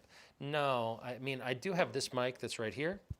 And so if I was to turn off the direct signal, you'll hear right now how much of the mic is bleeding in.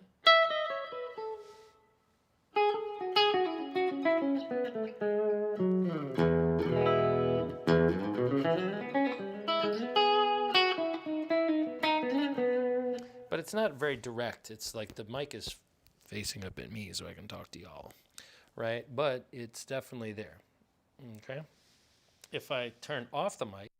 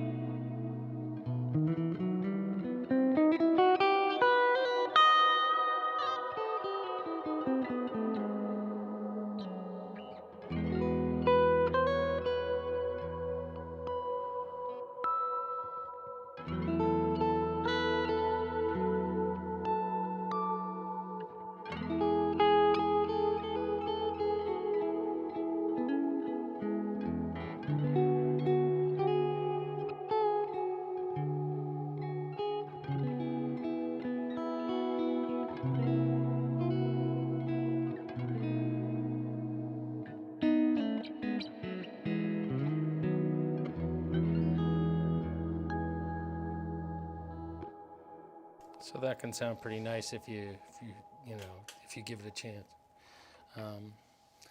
It's a little bit more direct sounding, so I like the sound of the mic bleeding in a little bit, but it does wash it out a little bit. It also makes the compression algorithm kick in on YouTube in a weird way. So there's some, I mean, it's not ideal for sure. I asked because I've been using Guitar Rig and struggling to get my recording set up to take videos of my homework. Oh, sure, I see. Oh, that's right, Andy, you just signed up for school. Look, it really doesn't matter. I don't judge anybody on the quality of the audio conversion on their videos. That isn't a parameter I'm examining as your teacher.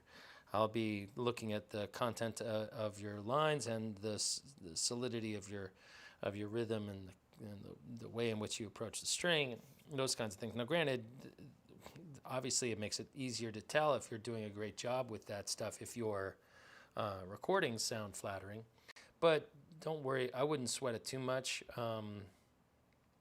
You could probably get something like, I think Kemper actually makes a very small version of this for $500 or $600, and that would probably suffice, or something like that. Sure, but okay, good. As long as you understand that I'm not evaluating you. You're allowed to be as picky as you want about how you sound, right? Who wants to take a bunch of pictures of themselves looking fat? I get it. I get it. Yeah. That said, I'm not here to judge. It's not a beauty contest. I'm interested whether or not the foundation that you've got is going to hold up. Okay? So the sound that I've got here, I'm using a direct out, which is this sound.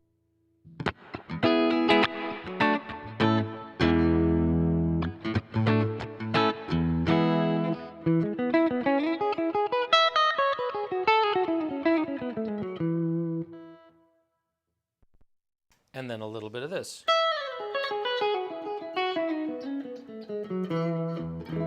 So that comes together to yield this as the overall.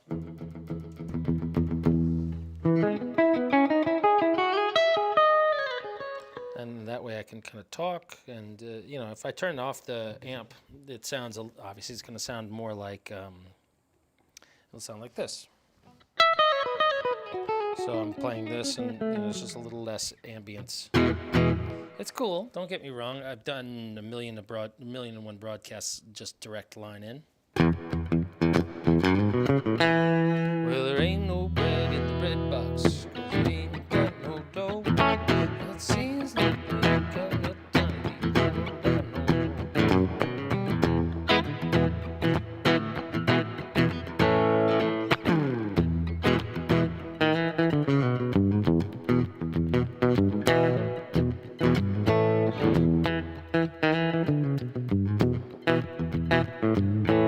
This guitar sounds a lot like the JGB thing. It's nice in that regard. I mean, I have some sounds that actually sound a little bit more connected to that, and some that don't. But anyway, let's see if anybody's got any other questions here, because that's a lot of time here today. It's fine. How am I getting this exact tone? It's awesome, and it's purely the Kemper. Yeah, I'm plugged through the Mutron, but it's not on, and it's a true bypass.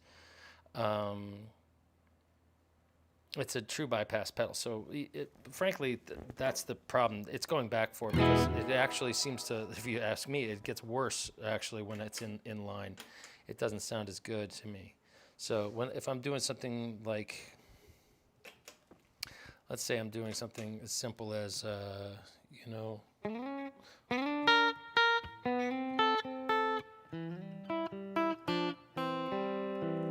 something like that, just simple, just a nice clean little electric guitar.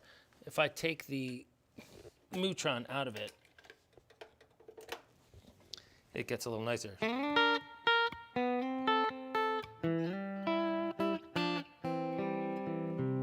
And then if I come up here and try to do a,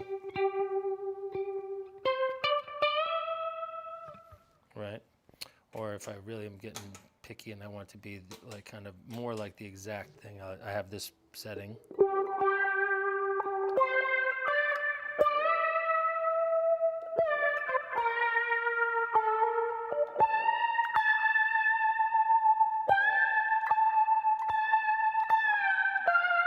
That's what's cool about the Kemper, is it allows you to have multiple settings of different sounds,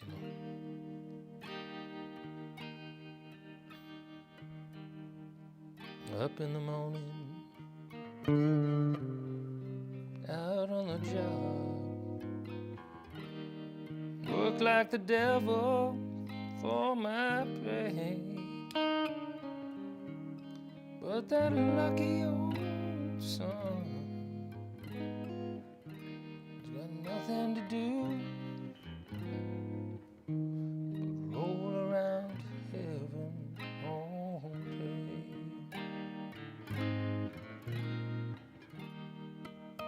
Fuss with my woman, and I toy with my kids, sweat till I'm wrinkled and gray.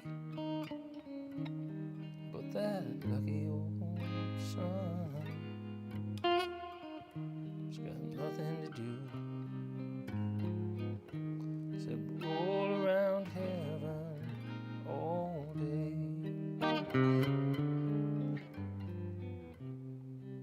Lord above, did you see how I'm crying? Tears floating my eyes. Just send down that cloud with that silver lining and take me to paradise.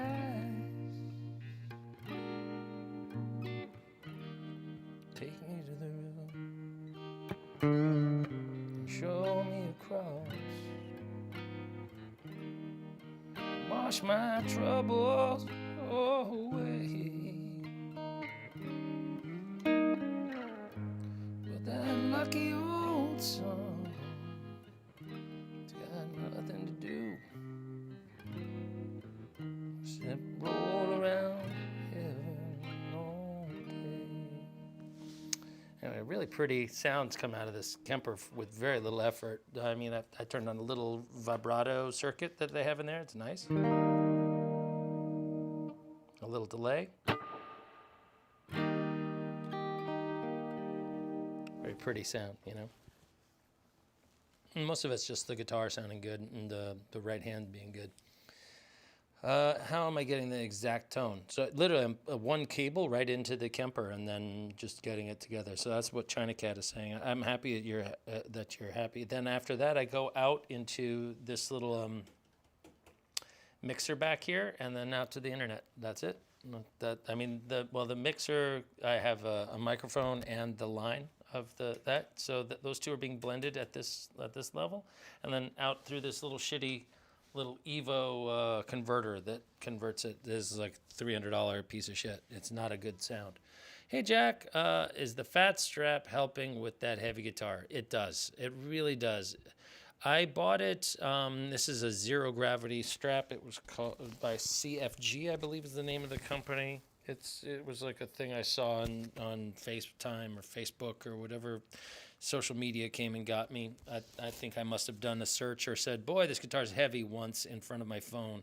And all of a sudden, the algorithm came for me and made me buy this. It does work. It's wider. It's ugly as shit, though. That's the only problem. I don't want to wear anything other than a black shirt on stage when I wear this because I feel like a real fucking nerd wearing this shitty thing. I like a little color coordination or a little artistry with the strap. This is just the only thing that'll help keep this fucking heavy beast from hurting my shoulder. So I got a mixer to pre-sound card that makes sense. Yeah, although the little sound card thing has a mixer, I just didn't want to use it. I already had this piece of gear, so I'm basically removing that little thing. It's made by Evo. It's called an Evo 4. I believe it's made by Logitech, and I think Logitech's gear is by and large shit. The camera I'm using is made by Logitech too, and I'm definitely planning on making an infrastructure upgrade and getting like a nice like a digital DSLR or something like kind of thing. But I want something that I don't have to download. I want it to be able to go straight to my hard drive. So I've got to find some sort of kick-ass camera that really has much better resolution than this. I fucking hate this. It looks good on me. Don't sweat it. So yeah. So So I am using, yeah, Andy, if you want, like when we're in class, if you can make it to class, Andy, that is, on Wednesday, I'll happily run you through my signal chain. If you want to come a little early to class, just let me know and I'll try to be there. Or if you want to stay late after, I'm happy to walk you through that if you're interested.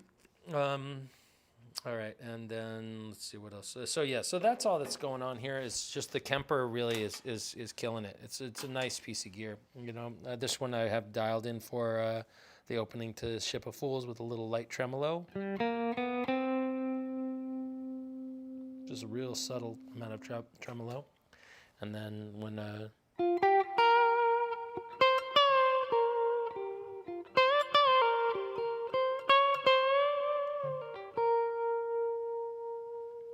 little bit of overdrive and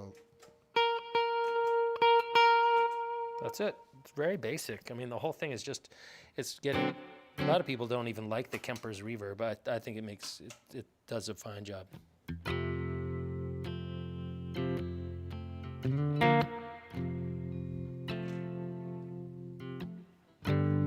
Farewell, my honey.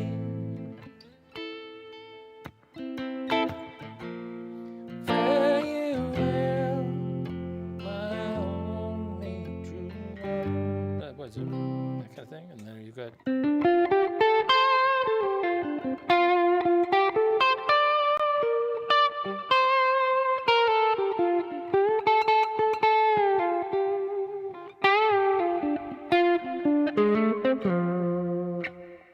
right. That's a nice sound.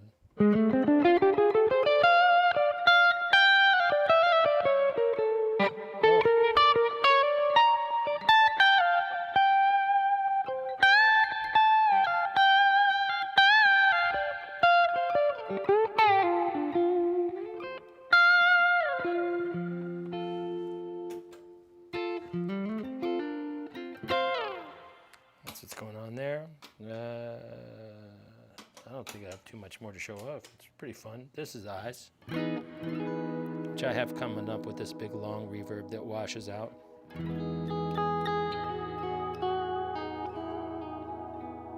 And I use that at the very end during the bass solo when we come out of that, you know, that right. Here, how empty that sounds versus if I go and turn that on and go, all of a sudden there's all that.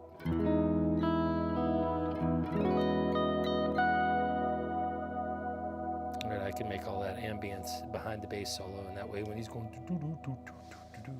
there's some extra stuff cooking behind him. And same thing's happening with a lot of tunes that I do. I tend to add a little extra sauce on.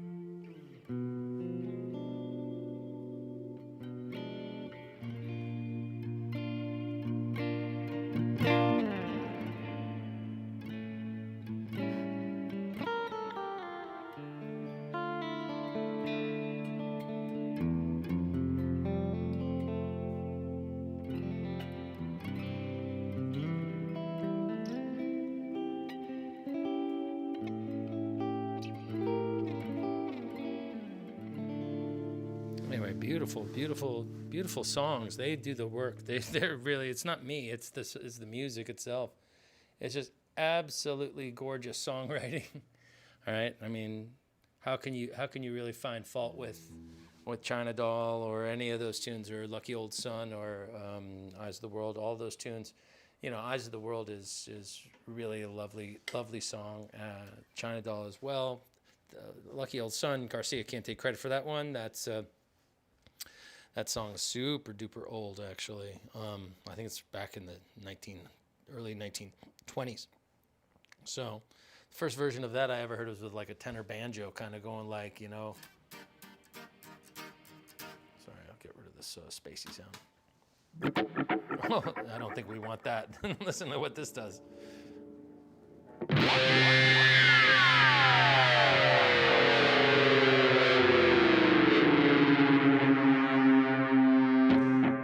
Yeah, all right. Space. Anyway, fellas. Ship of Fools. Yeah, Ship of Fools is a great tune.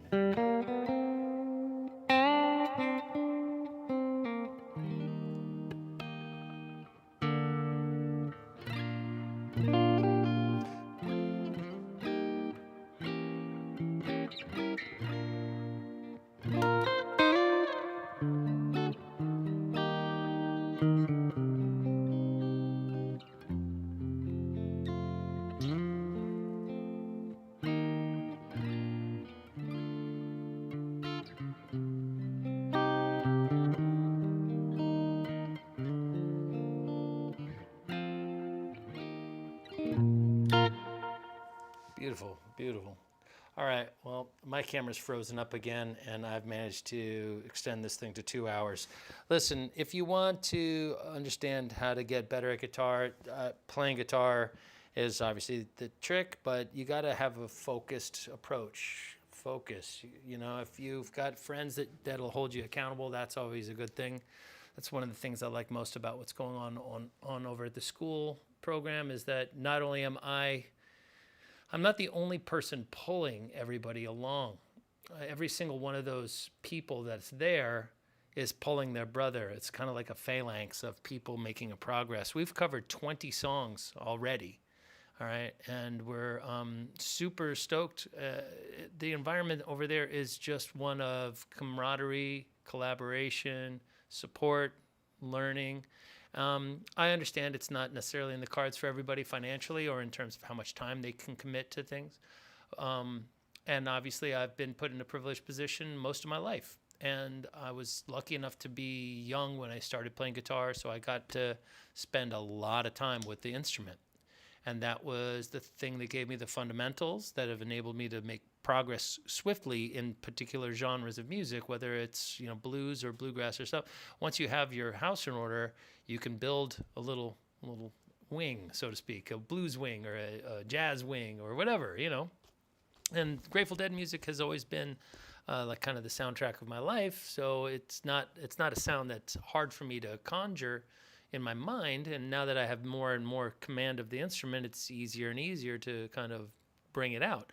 I'm not even that concerned about sounding like Jerry Garcia that much. It's just kind of like, yeah, school is online. It's I'm here in New York, so it's mostly centered around. There's one big long. If anybody's unsure about what it is, I'll give you my little plug. Look, school has been up until this point been entirely Grateful Dead focused, and I'm under no obligation to keep it that way. But everybody seems to be very, very much appreciating the fact that we've covered 20 Grateful Dead songs from beginning to end. Every part everything that I know about every single one of those 20 songs has been included and meticulously recorded and stored for them. There's proprietary, like, exclusive tabs and videos that are connected to those tabs. There's a lot of, like, kind of nice perks. The other is one-on-one communication with me live, and then there's a bunch of, now granted, that's in a shared classroom but there's a lot of individual time given to students because the class length is so long. I study with the entire school. I'm online and available from 12 to 6 p.m. So 6 hours all day Wednesday, and then another 2 hours on Thursday. On Monday and Tuesday, I release 2 pre-recorded lessons of various lengths, anywhere between 15 and 2 hours long, that contain the week's assignments, both broken down into what I call the lick of the week, which is kind of like if we were studying, what do we call it? the maker, for example. I would go, or teach you, right? I would just teach you the main motif. Then the song of the week would be Every Part I Know. Both, if it's a Grateful Dead song, which so far I tend to keep the Grateful Dead songs in the school and the Jerry Garcia band songs in the Jerry Garcia course that I teach, which is supplemental. That's in addition to whatever.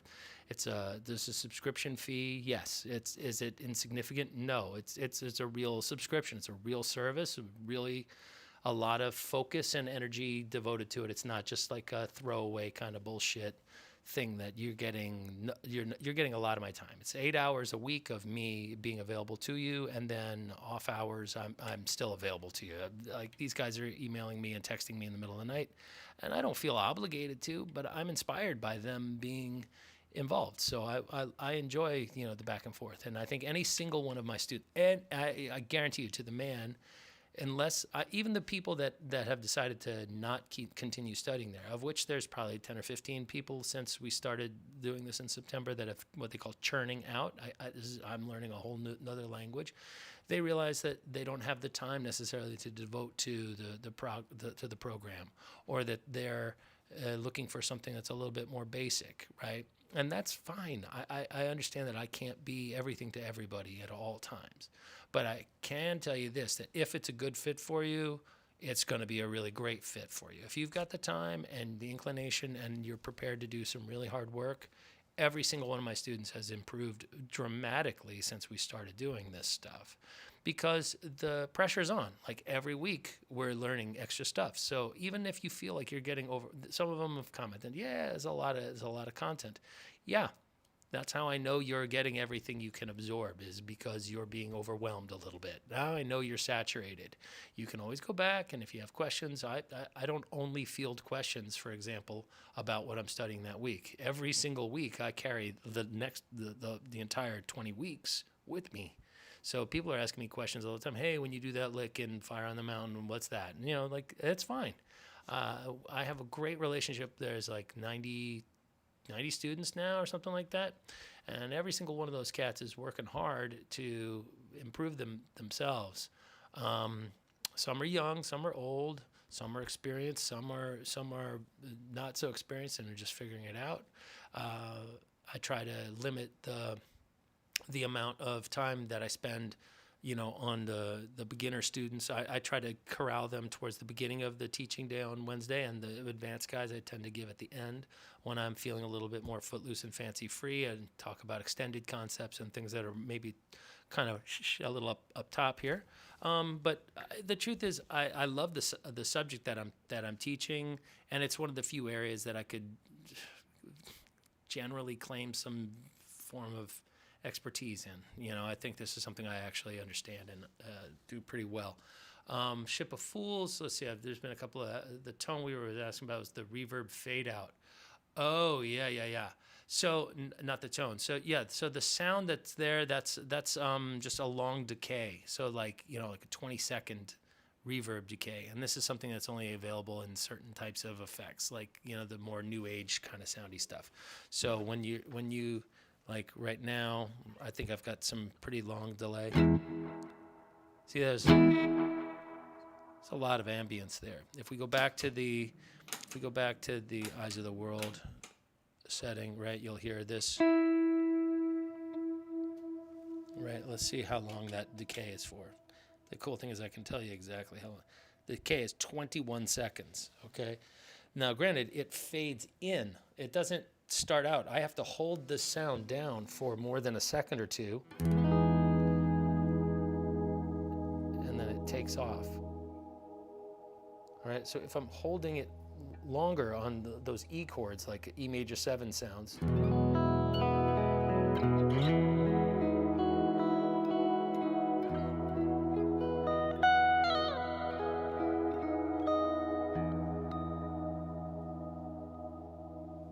right?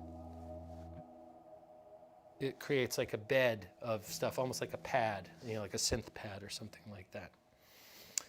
Is the school online? You're in California. Yeah, so it's online. It's It's basically, so it's done via Zoom calls. So it's kind of like this, except I can see every one of you and ask you to play. And so there's a lot of back and forth. Like, here, play me the lick, show me what you're playing. Okay, let's work on your vibrato.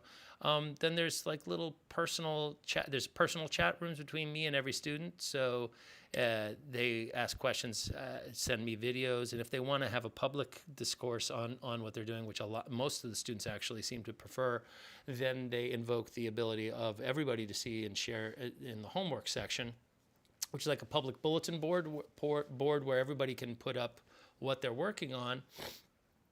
And since we're all kind of making the journey together, we're all kind of impressed with or concerned about what we see or whatever, and we're all kind of rooting for each other and saying, whatever it is. And I assume my comments have a little bit more weight than the non, I'm the kind of the grand poobah over there for lack of a better term, right? But everybody, there's some really fine players over there that are weighing in on what's working for them and what they're having trouble with. And I think that it kind of helps ground the guys that are more like fledgling, and struggling or feeling dispirited. They feel like they have brothers in arms, and to some degree, they really do. I know that there's really a pretty impressive amount of support for each of the students from their fellow students. Let's see any of these other questions. I got to get my eyeballs on. Where did I put there are my glasses. Oh, God, don't get old, people. I mean, I guess it's better than the other options here. Great session, Jack. Thanks for my time. Oh, of course. I will confirm I've been in it for this is somebody from the school. Yeah, and I'm having a lot of fun with it. It's really cool seeing the other students play. Yeah, so I guess that's that. I guess the proof's in. Don't take my word for it, whatever. That said, I mean, it's not... maybe it's not for everybody, but I would say that I don't know of anybody else who's offering the depth and the experience level that I have when it comes to this music that's in this space. There are some other guys I think that offer, Grateful Mike and some other guys, and I would never disparage them. They're right for somebody, I'm sure. And maybe I'm right for you. This week, we're starting the second round of our Garcia classes. So we'll be talking about all of the tricks of the trade, so to speak, in terms of, the Garcia course. And that's kind of an interesting thing we'll talk about here. This is kind of what it looks like here. I don't know if my camera's dead here. But, it's just I have a good grip on the platform here. It's been pretty sweet. Yeah, so the syllabus is here, but like this year we'll be doing this time through. We'll be doing. Gosh, where are the song? This must be a song list someplace. Oh no, that's the syllabus. Anyway, don't worry about it. And I'm doing the thing with the Bob Weir course where I'm co-partnering. I'm partnering with Mickey. Mickey's a dynamite player, but he's a creature of the wild. He's a natural man. He didn't go to music school or hasn't been in the soup for so long to get into all the technical, what the hell's going on, theoretical stuff. So it's kind of nice for me to actually watch him tackle the Bob Weir parts because some of them are pretty creative and interesting. And then I also feel like, it would be a nice way for a lot of the students there to get another perspective as to what's out there in terms of the other side of the coin. Although I do teach quite a bit of Bob Weir in the school stuff, I would say that the songs that I'm choosing for the Bob Weir course are more sophisticated and a little bit more persnickety, and there's some inside voodoo into how some of these parts are played, and rather than having to go through and do a note for note analysis like Mickey has, it's nice to be able to just work with Mickey and have him introduce most of my players to that music and the specifics of the parts. So while I can definitely teach the Garcia lines in Help on the Way, it's going to be nice to have that taught by a Bob guy rather than me. This is like bringing in somebody else to teach you how to make pastry if you're at a culinary school or something like that. All right, so while I'll be sitting there being able to teach that kind of stuff, it's nice that somebody else will be there able to talk about whatever the hell Bob is doing in there, because that sure, I mean, I know to some extent what it is from being in bands and watching guys do it all these years, but I've always been busy minding my own business, kind of, to be perfectly honest. All right, sorry, let's get this camera back up at me. So I'm gonna double check one last time here, but I think that's it for me here. I don't think there's much more to talk about. All right. Yeah, so today is the last day before the second round of the Garcia thing takes off. And anybody who's interested in that, you can sign up for just that, and you get a free month of the school. But in order to get the course, you have to buy a month of the school. So I'll clear you out, but you still are going to be there for a couple of months, or you'll have 2 months to figure out whether or not it's your thing. So actually, I guess the Garcia course is 2 months, so that would work out perfectly for you. It's a 2-month course. The Bob course is just 1 month, so you end up getting a freebie to kind of hang out there. The way that the school is set up is you have to kind of sign up for it to then get the bonus stuff. And I'm not trying to do that. That's literally just the way the platform is set up. But it does work out nice. It kind of keeps people from coming in and just doing one course and splitting. Though I have had some people come in and out within a month or whatever. And I'm sorry that somehow I didn't live up to your hope of what it is, but I have a feeling it had more to do with them than me. I've been working very hard over there for sure. You can just see by the bags under my eyes. All right. So with love and a smile, I'm going to say adios. And, it was fun. It was fun coming over here to YouTube and yammering on and talking about stuff and getting to read comments. I'm not used to this anymore, but it's definitely been a nice time. I enjoy sharing, even though it is kind of an odd way of doing it, like into the ether, like you're sitting there relating to a camera rather than an actual person on the other end of a Zoom call. But I'm happy to have shared what little knowledge I have and enjoyed the insight, hopefully, into the Kemper world, which is, a little intimidating, I think, from the onset, and it's not without considerable expense. It's probably about $3,000 to get all set up with the speaker and everything like that. So Garcia later, yeah. Oh, well, thank you. I'm glad you enjoyed the stream, and I don't plan on not doing these. It's just, if I'm working, 30 hours a week at the school thing, either making content or teaching the secondary courses or uploading and dealing with all the file management. By the way, the library is pretty amazing. There's if we're talking about, I want to say there's 2 plus another 10. This is 12 hours a week, so that's 400. There's probably close to 500 hours worth of recorded lessons already for you to fuck around with if you join. It's not like there are people that are asking, like, can I still apply? And it's like, you aren't applying. You just buy it and you join in. And trust me, we're going to end up ultimately covering some of these songs again, is my guess. There's no way that you're going to be able to go back and gobble up stuff that was covered in the first 6 months of this. Or I guess it's been less than that. But still, whatever.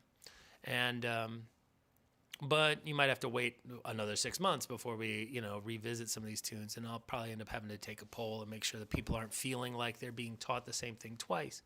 Because, I don't want folks to feel like they're paying for the same material twice.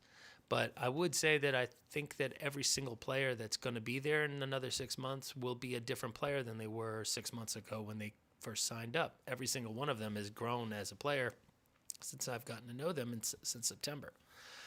So whatever. The good thing is it's ours, so we can do with it what we please. And while I have my own ideas, I'm also very respectful and dynamically responsive to what folks are asking for and in need of. So this March we'll be actually taking a real pit stop over into the acoustic side of the Grateful Dead, where we'll be studying a concentrated approach on the Reckoning album, and we'll be looking at both both the Bob and the Garcia parts, but just generally kind of getting a feel for how to approach playing acoustic guitar on the Grateful Dead. And to that end, we already started doing that. We looked at some tunes off of Working Man's that utilize some acoustic and electric playing at the same time. So this month we may be looking again at some more of that kind of stuff, whether it's like High Time or Candyman or New Speedway Boogie, which all utilizes kind of part acoustic, part electric kind of approach that you hear on those records. It's been fascinating. I got to say, from an educator's perspective, it's been super enjoyable to continue to teach. And the thing that you should know is that as a teacher, I've managed to learn a lot more from teaching you guys over the years. So thank you very much for that opportunity and for the opportunity of meeting a lot of you personally. So, all right, I really do appreciate your time, and thanks for tuning in and listening to me prattle on. Right, take it easy, y'all. All right, camera off, mic off in a second. Bye-bye.